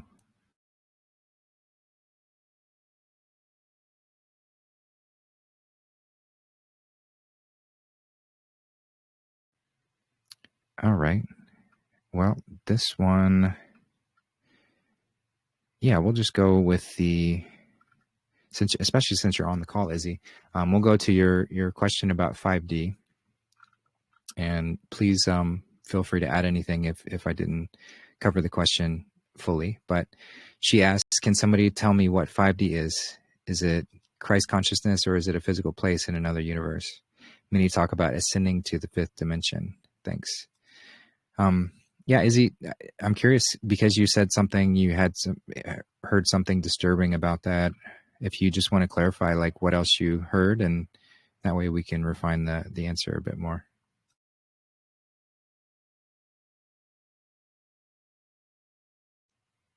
Yeah, but she might not be able to in this moment. That's okay. So I will go. There was a fantastic video shared. Forgive me, I actually forget who shared it in response, but it was very quickly. I'm going to find out, because I do want to give them a shout. Yeah, so Sheepdog1111 gave a phenomenal video that just breaks it down very simply, and I'll just summarize it. Essentially, third dimension is how we kind of operate in a physical sense, in that you have space in three dimensions. You know, we have the x-axis, the y-axis, and the z-axis. All these layers of height, length, and depth provide three-dimensional objects, and our perspective is in three-dimensional as far as how we view things. And then the fourth dimension is time.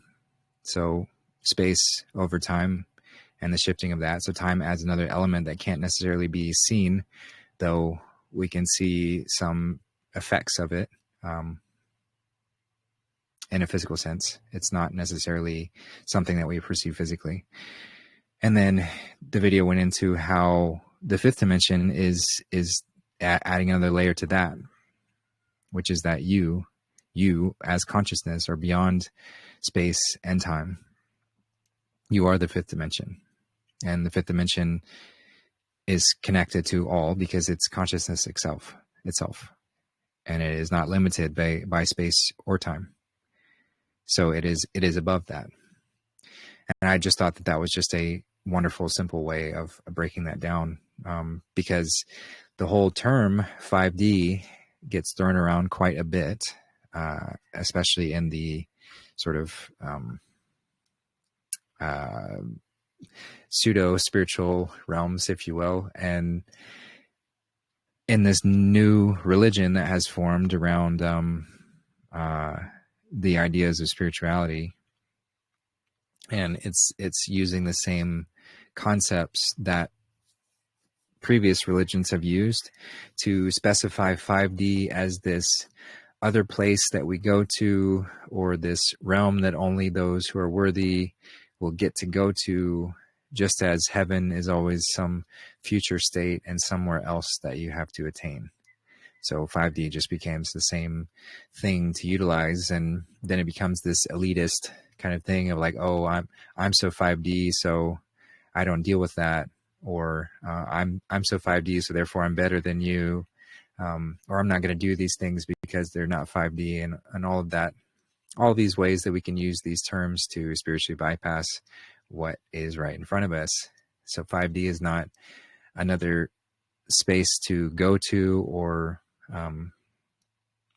it's merely just a frequency that we embody, just as heaven is not somewhere else we go to. It's here and now. We just have to step into it. So it's the same thing. So if we want to use other terminology, that's fine. I don't like to use that terminology. And I'm even cautious using terms like heaven, because it can be so convoluted that the term gets weighed down by people's beliefs and what it actually means. So yeah, that's 5D in a nutshell, what it is versus what people believe. And yeah, there was another article shared by Maria on that topic as well, which I found useful in going through more definitions around 5D, and it talks more of the embodiment of it and how it's filled with this sense of connection and oneness with all of creation and everyone in it.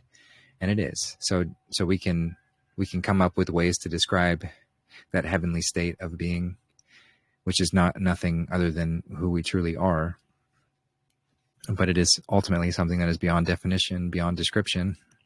It is simply just the agape that permeates everything. So yeah, that's just a short and simple go into for 5D, and yeah, just giving my hesitation on using those kind of terms, because as I mentioned, it's just another religious way to describe something as if it's some far off, distant, or some place that we have to wait for, or any of that, which just breeds complacency and breeds a continuation of the separated slave-like experience. So yeah, I'll just leave that one there and see if anyone else has anything they want to talk on that, on 5D.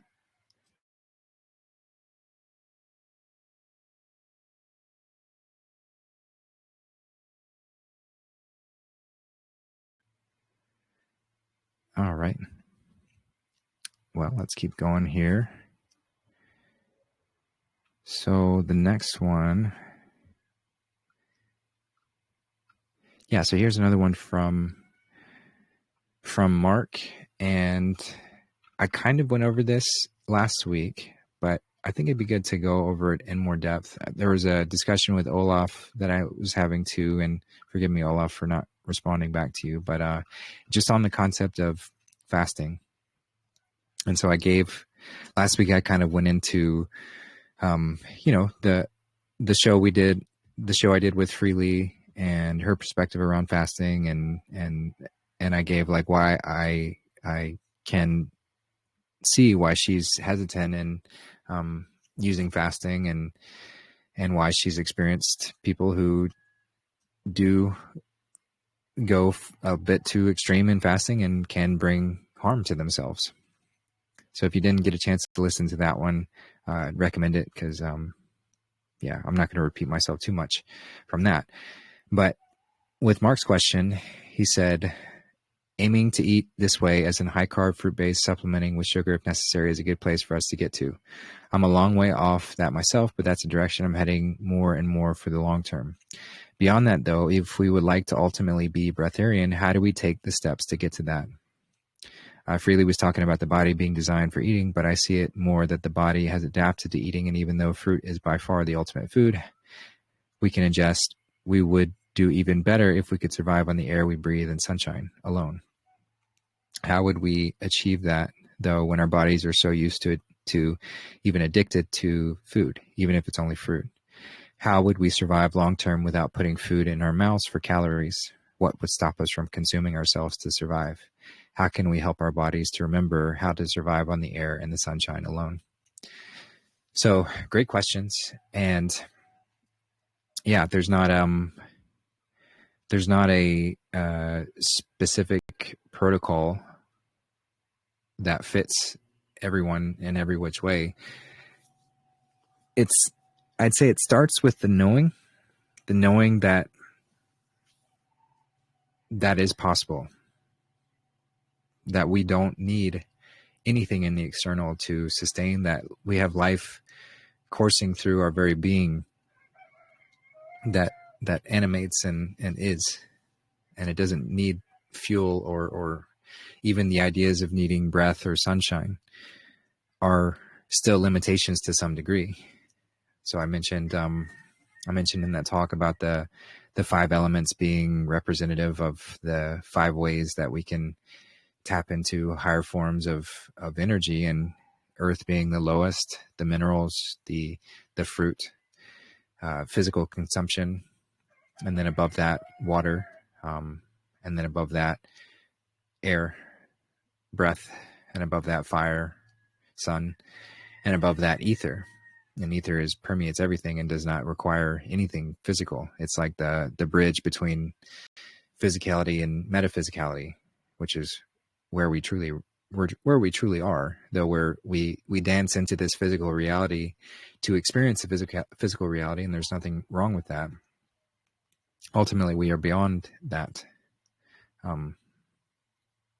So first, knowing.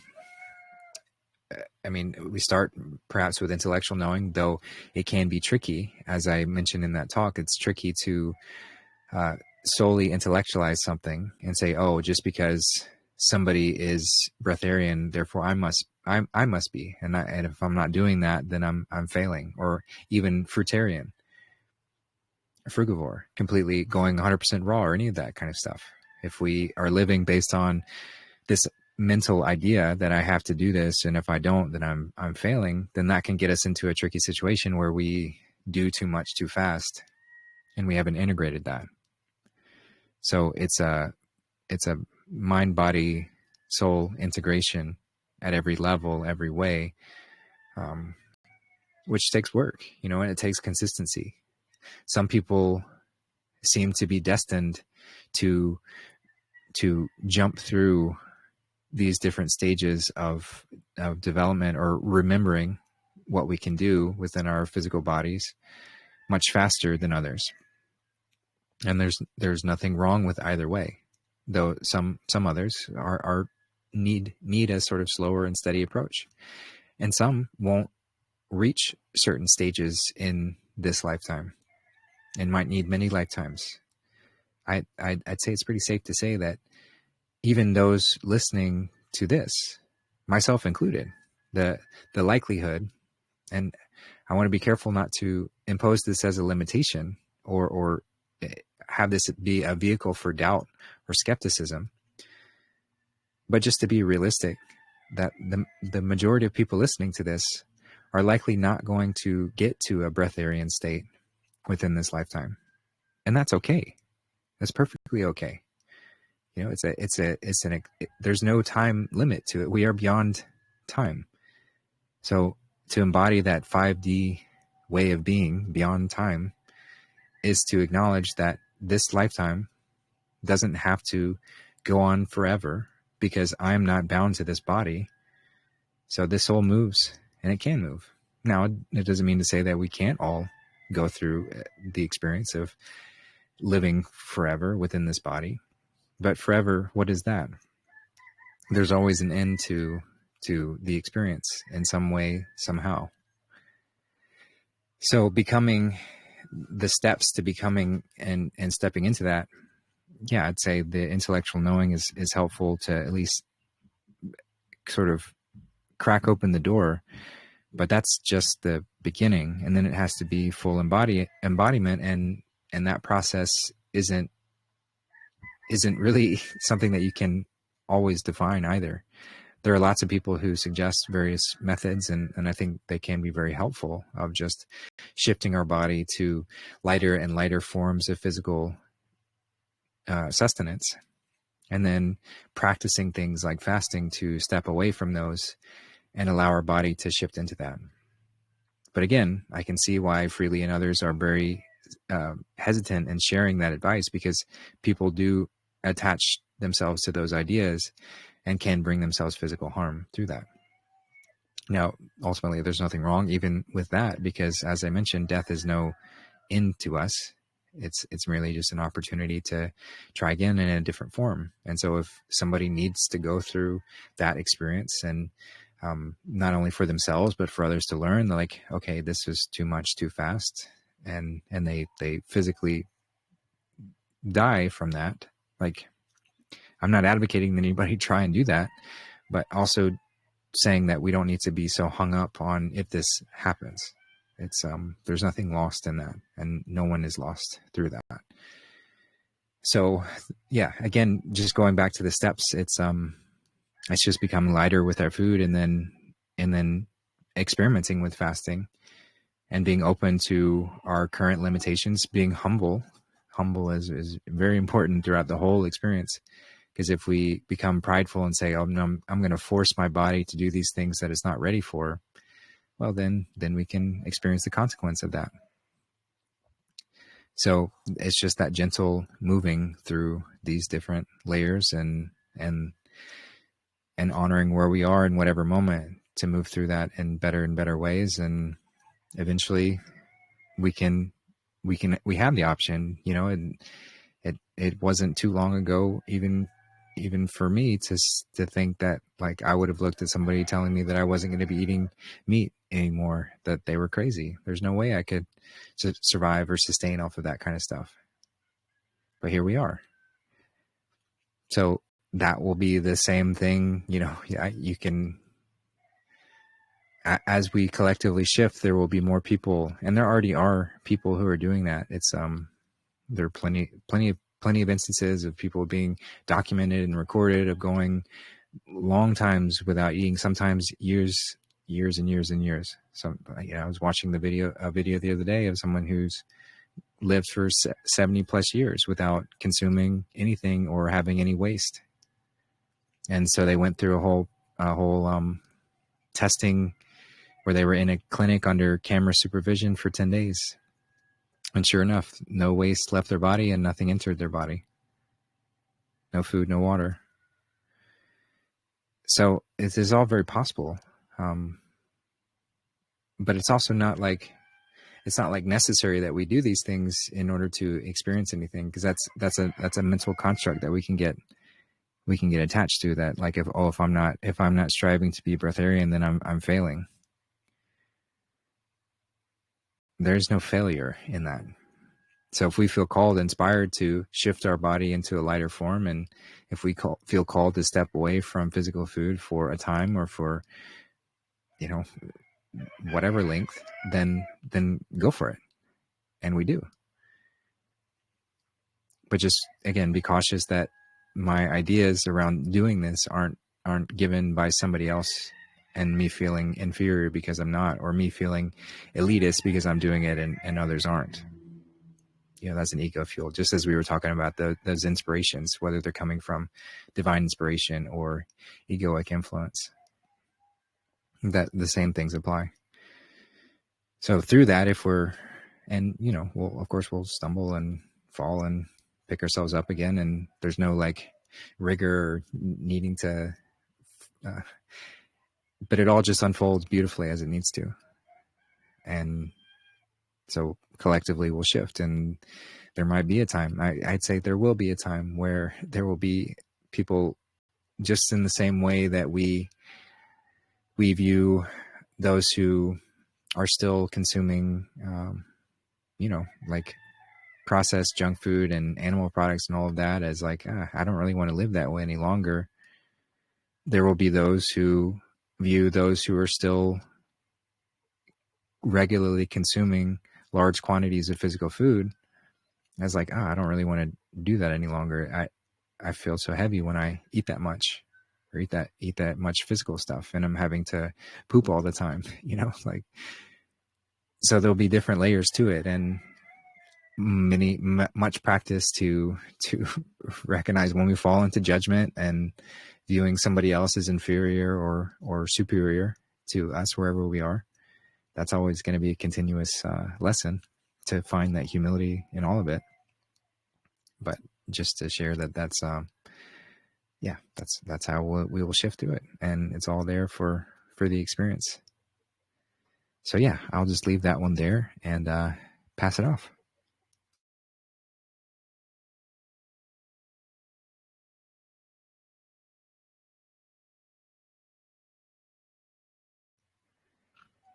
All right. Well, let's see.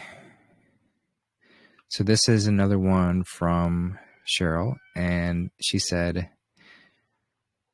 were we much larger so talking about how, and that's a pretty fun rabbit hole to go down, but just to find all of the instances of giant skeletons and pictures of giants and giant doorways and all sorts of different, ancient cities. And so we were much larger at one point. And so she's asking, were we much larger since we had more conducive conditions for our bodies, i.e. more oxygen and nutrients in our soils?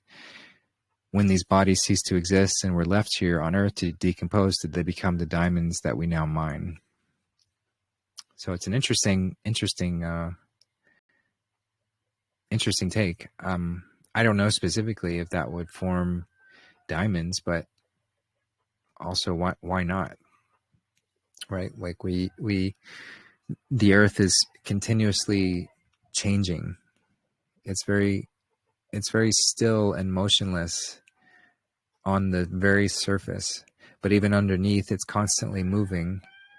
The waters above and the waters below, everything's constantly shifting, moving through it. Everything's being recycled and moved around, and this whole experience as it moves like that, then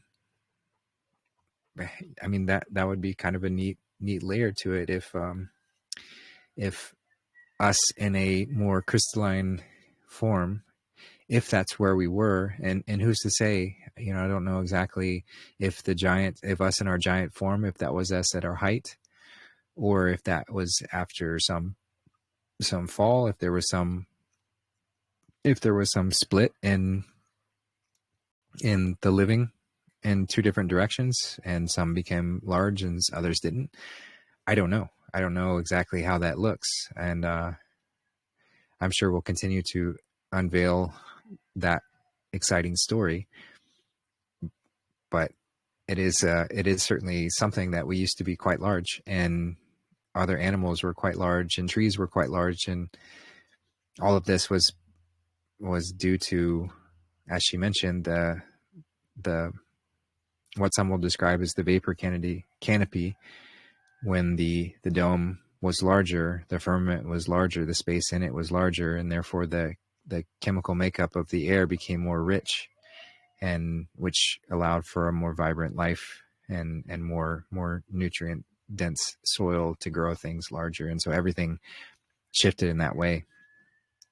And then as we've sort of fallen, I see that has shifted as well to where there's not as much room for us to grow, which is inviting us, from my perspective, inviting us to come back together and sort of fix our mess so that we can go back to that potential of growing large again.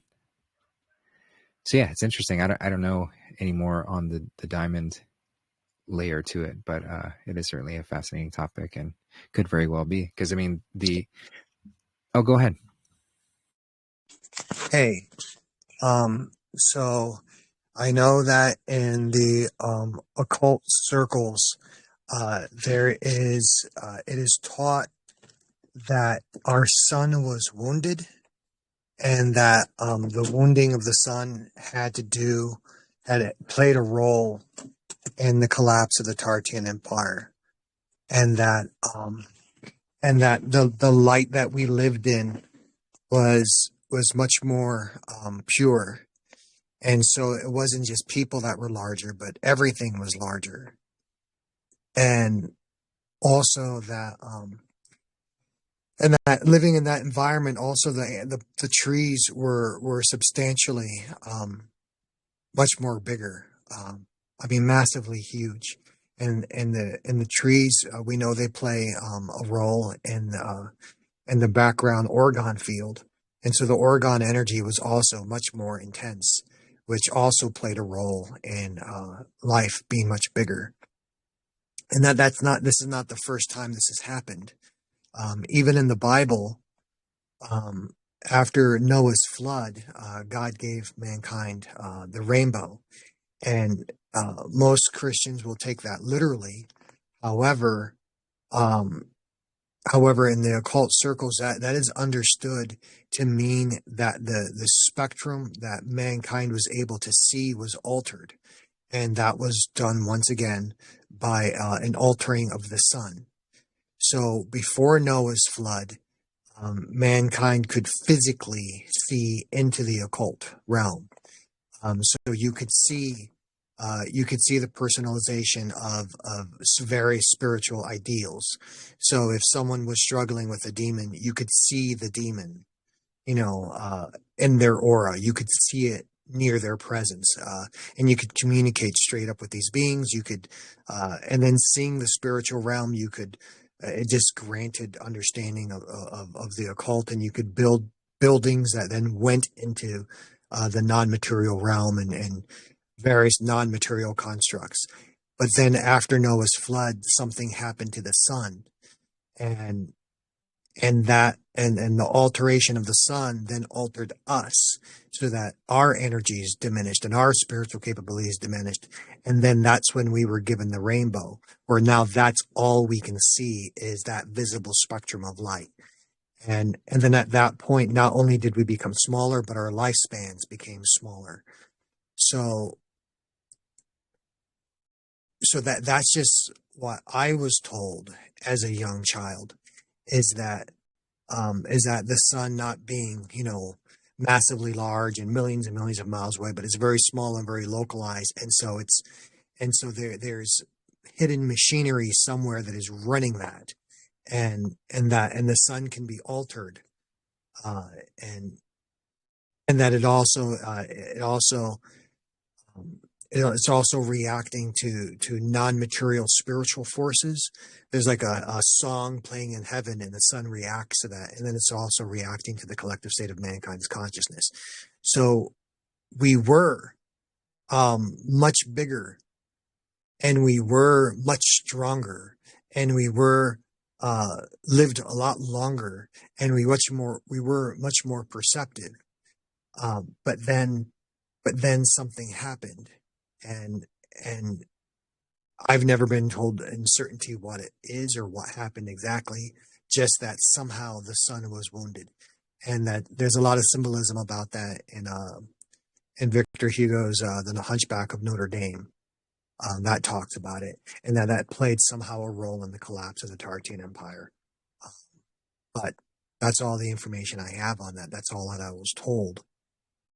However, I do know that various government agencies have done research where they found that if they filter out certain spectrums of the sun now that plants start growing at a massively large scale.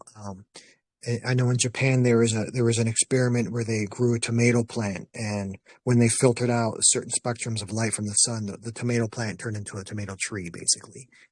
So, and there's legends that the sun is going to return to its former state, and when that does, it'll grant what was taken from us. And then, of course, you have the red pill and the whole thing about Superman. Where Superman, when he's exposed to yellow light, he gets stronger. So it plays. They're dropping the red pill that there's a relationship between our physical powers and the light that we're exposed to. And then even during the COVID con, Trump talked about light. That there's a light that you can shine on the blood that could then cure us. So there's a lot of evidence that we are the giants, and that was taken from us. Yeah, thanks for that. And whether taken from us or simply just a cycle to move through is hard to say. And really, where do you draw the line? But it's when you were speaking, it reminded me of Soundgarden's song "Black Hole Sun," and just the idea of the black hole sun, the black sun. And in the song, it says, "Black hole sun, won't you come and wash away the rain?"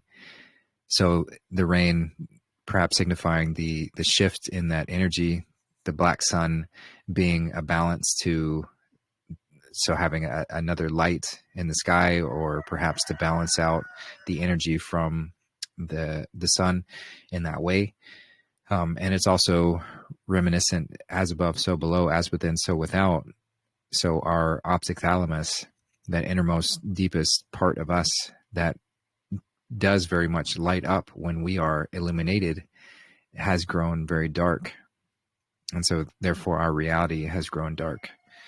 So, it all makes sense from that perspective. And then as we're shifting through this great year, coming from out of winter into spring, we're moving into the lighter part. So perhaps we'll see, and there's some who theorize that the northern lights are actually the remnants of the sort of outbursts of the black sun spitting out.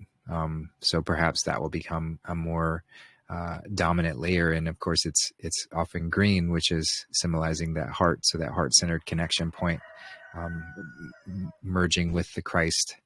Then perhaps the green is what allows it's like the lens that surrounds the whole experience to balance out maybe the sun's rays into more harmonious and healing frequencies. So yeah, I don't have any certainty in those things, but they are certainly interesting to think about and to imagine. So I'm sure it will become more clear as we move about.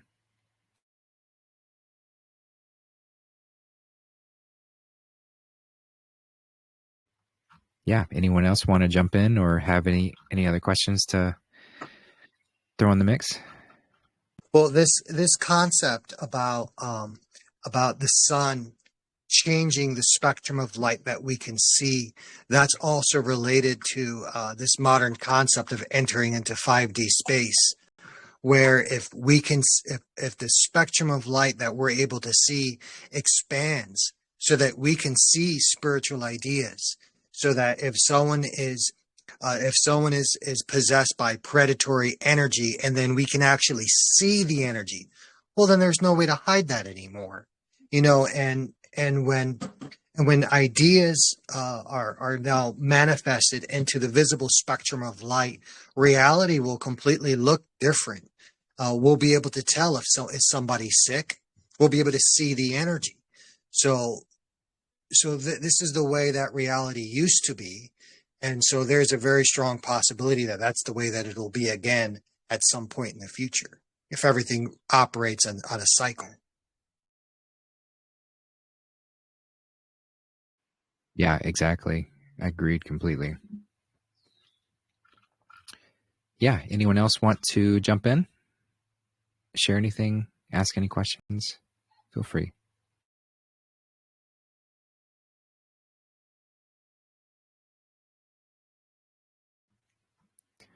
All right. Well, here is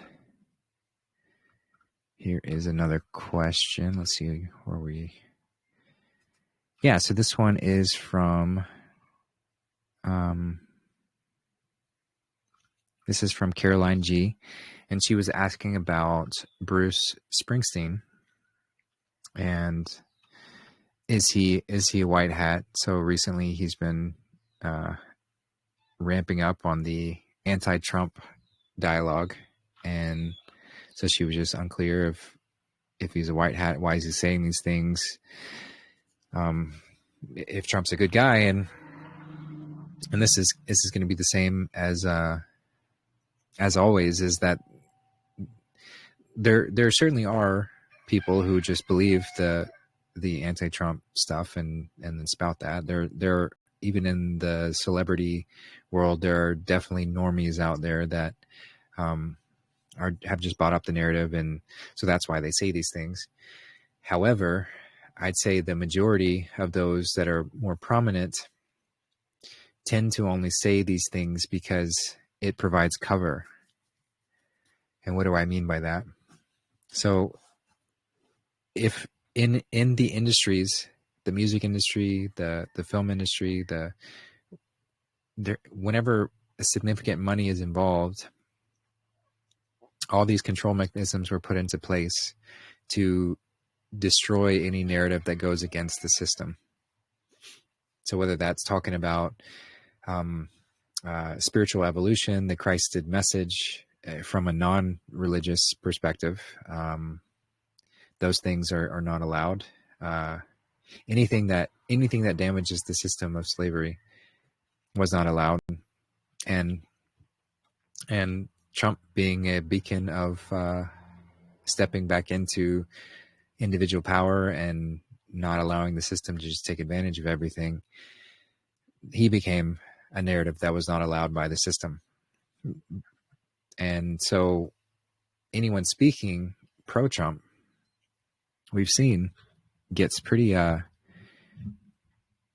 it's pretty detrimental, especially if you have a following, or you're making money based on people paying attention to either your music or your shows or your movies, any of these things. People who openly spoke in support of Trump largely suffered quite a lot, and we've all experienced that to some degree. So we can relate with how that might happen if you had, millions of people paying attention to what you have to say. So why it provides cover is it gives that out for someone to maintain their cover within the system. So the system's trying to stamp out any message of truth coming through. So if you say that you're against Trump, all of a sudden the mechanisms of the system are not going to be paying attention to you as much, because they're just going to assume, oh, he's one of us. He's part of that same method of stamping out any sense of truth and righteousness. So it provides cover when somebody comes out and is very anti-Trump.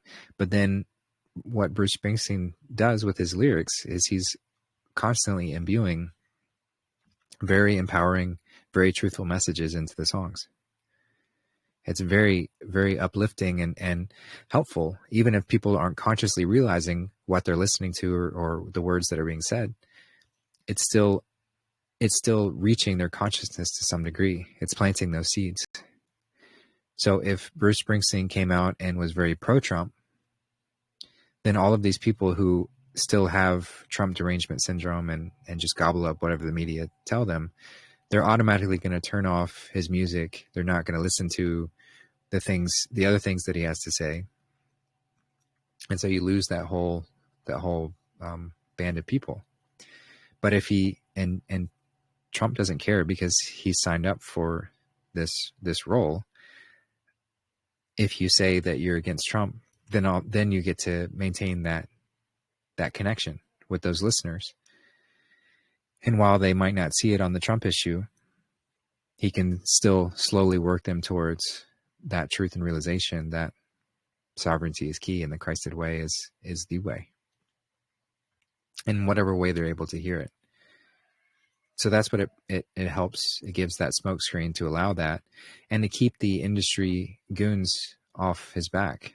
Because like I said, they view him as one of them. So now he's able to go into deeper layers of the woke culture or any of these kind of things. And the same way applies in movies and whatever form. So if you have, like in a Hollywood movie, if you have a, I call them woke points, where you do things that give your film woke points, whether that's having some, like a trans actor or, a gay love scene or any of these kind of things. Those are all what I'd call woke points. And that gives your film smokescreen so that you're going to attract that whole demographic of people who believe this or that to see your message, see your film, not automatically reject it, but then they don't realize what other messages are being imparted to them to help work their way towards the truth. So these kind of strategies are constantly being used by the white hats to give an appearance a certain way in order to allow their message to reach a certain people. Because everyone's important, everyone is valuable. So we can't just abandon people because they are still lost in some form or another. So that's why he does this, and that's why that thing is done. And at the end of the day, they don't care. They don't care if they have to say something that might not be how they are ultimately aligned with, but if it helps to bring the collective masses towards that great awakening, then so be it. That's what needed to be done. It had to be done this way, as Q says. So they're no different. So yeah, just wanted to offer that on why somebody might be spouting Trump derangement syndrome things. And that's my take. So I'll pass it off and see if anyone else wants to jump in.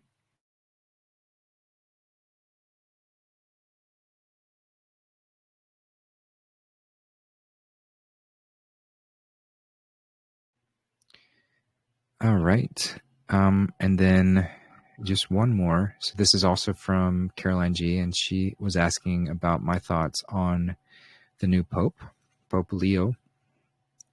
And I will just say that this will probably be a very brief response because I have not looked into anything regarding him other than just hearing the news, knowing that it's the first American Pope, and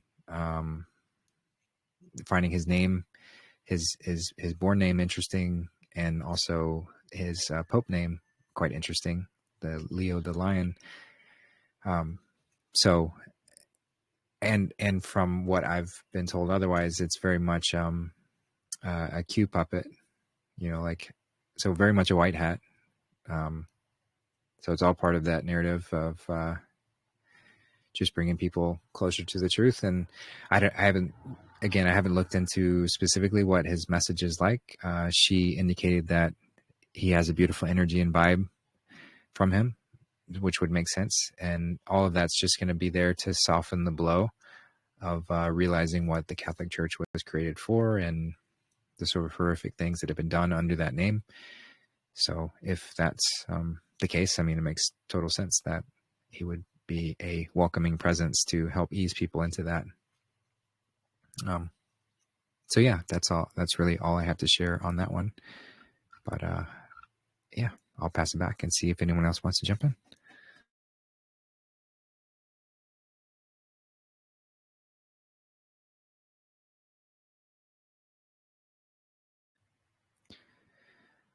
All right. Well, that's the end of my written questions today, which is pretty good timing. We can start wrapping up. So I just wanted to give an opportunity again. If anyone wants to jump in, we can probably go over one more thing if it's calling, but if not, I can certainly start wrapping up. So just wanted to give that opportunity again.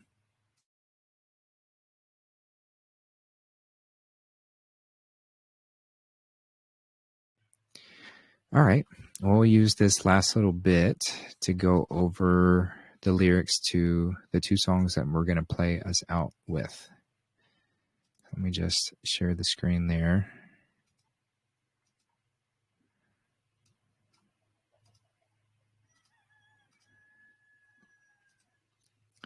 So the first song I'm going to play is by Bears Den again. And this one's called The Love We Stole. So I was heaving, breaths I couldn't bear to breathe in. So you came running and stood there silent, summoning my sin. So this is like, this whole song is to me, I see it as just a reflection point when we hit that rock bottom, when we hit that point where we realize just how much we had let the ego drive us into this fallen state and accentuate our perception of separation to where we've really felt so separate. So you came running and stood there silent, summoning my sin. So the Christ within, and not summoning my sin as like a punitive, rubbing my nose in it kind of way, but just that introspection, that reflection to see how far we have fallen to sin or away from divinity, because that's all sin means. Without, in other languages, sin means without. So how we've been without. So you came running and stood there silent, summoning my sin, to let it all out now. So to release that. Don't fall into the continuous self-deprecation and judgment, but just let it out. Show the world the love that you stole. Let it all out now. Show the world the love that you stole. So how stealing love is sort of what the inverted way of playing this game is about. To recognize that love is all that there is. But how do you acquire it? There's one path where you allow it and you surrender to it and allow it to permeate you and your very being and embody that and recognize you are that. Or you can feel like you don't have it and you have to steal it. You have to take it. You become a parasite, constantly in fear for your own survival, feeling that you have this gaping hole within you that can never be fully filled, but we just continue trying to stuff things into it. And we've all fallen into that, and we still do. So we show the world the love that you stole. We reflect on those points where we were trying to steal love. So it just repeats here, the love that you stole. Hey, love, can't you hear me calling? Hey, love, things keep falling. And then it repeats the love that we stole. So us falling into that and realizing that, and we keep calling out and wanting to shift. But this is sort of a, it's a reflection point at that bottom note. But we have to be honest with ourselves and see it in order to transmute it and move through it. So I was bawling, and some things you just can't help from falling, and all your wisdom only makes me feel like I don't deserve the freedom.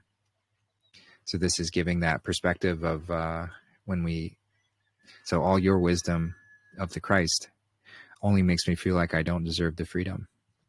If we fall into that self-deprecation and unworthiness, it is hard at times to review and see examples of that unconditional love of the Christ and know that we are that, but we forget that we are that.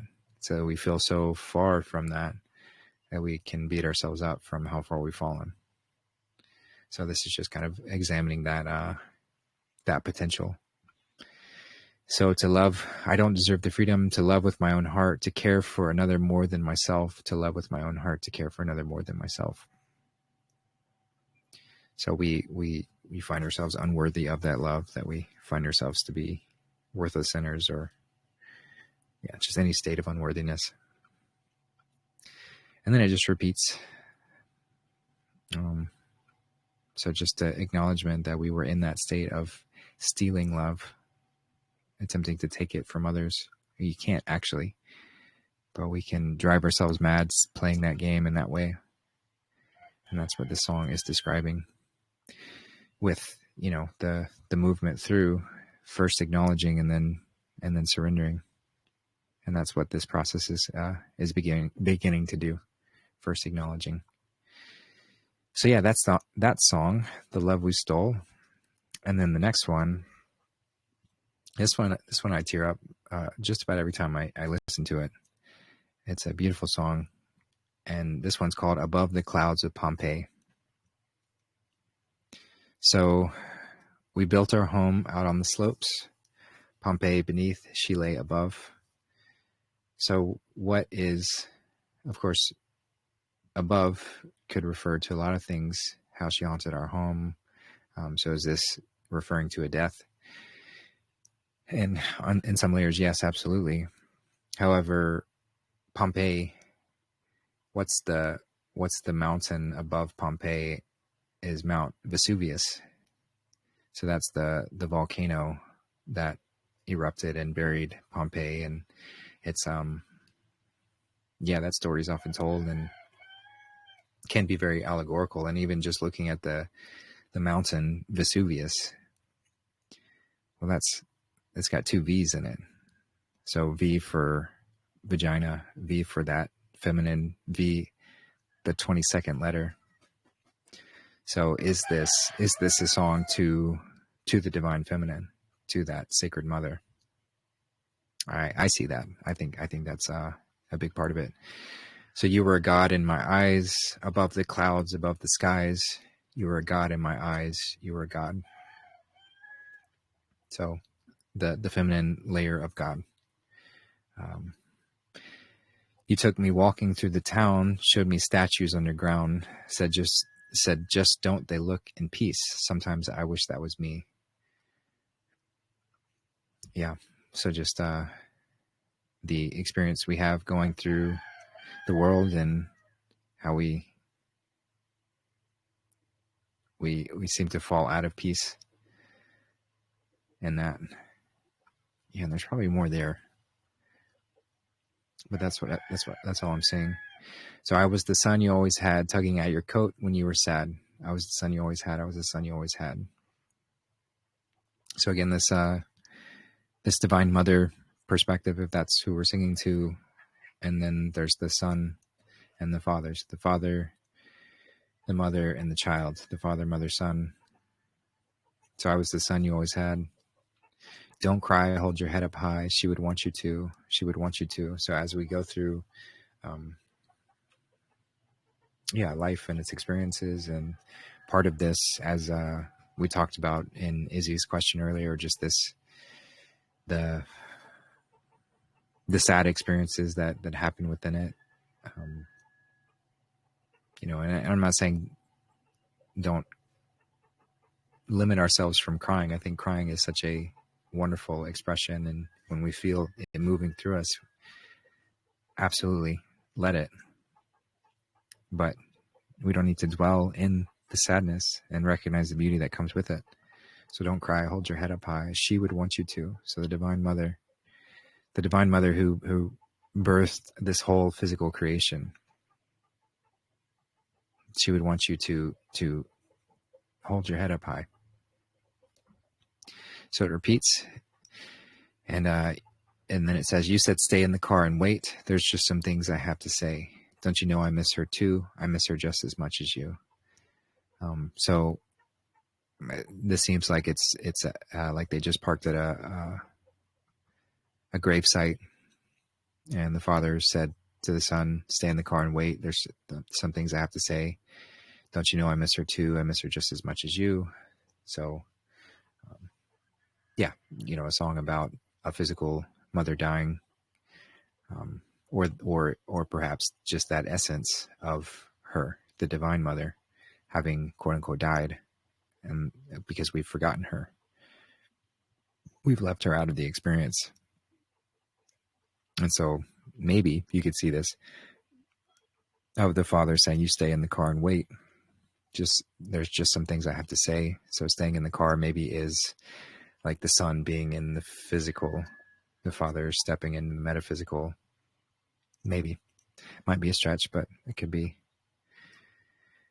And then, so my father and my son, as you end what she's begun, you'll lie patient by her side with roses red, come lilies white. So the red and the white, that can be very symbolic. That's actually, it reminds me of the candy cane, the red and white on the candy cane, and how that twists up the straight path, representing the Ida and the Pingala, the masculine and feminine energies coming together, twisting the double helix of the DNA strand coming together. So the dichotomy between those two shown, the red for the earthly way, the lower aspect of the red, and then the white is the purity. There's probably a lot more to that. Probably some symbology to roses and lilies, but that's what I see just initially. I was too young to understand the flowers slipping from your hands. I was too young to understand, too young to understand. And then I was too young to understand the flowers sleeping in your hands. So it's a very sad part of the song. Just at the death of her. And again, this could represent a physical death of a mother, but also just where we allowed that feminine presence within ourselves to die in this experience itself, which has been so carefully, meticulously driven out by those who seek to control, because you can't control people or take advantage of children when there's the mother's care and compassion in the space. It just doesn't work. So they had to drive her out. So she did die in a sense, but she's not gone, because she's saying, don't cry, hold your head up high. She would want you to bring her back into the space, to allow that feminine essence to flow through us. She would want you to. So anyway, that's that song, Above the Clouds of Pompeii. And we're going to play these two as we end the show today. So thanks again, everybody, for your participation, listening, and just being here. I always enjoy these conversations. Thanks for all the questions. You're always welcome to send me questions at any point in time, and we will continue. We'll continue these next week. No plans on anything otherwise. I'll have a watch party tomorrow. Not sure what the movie is, but I'm sure it'll be a good one. And we'll see what other exciting things come on up in this experience. So I love you all so very much. Thank you for being here. Have a wonderful rest of your day, wherever you are. Take care, everyone.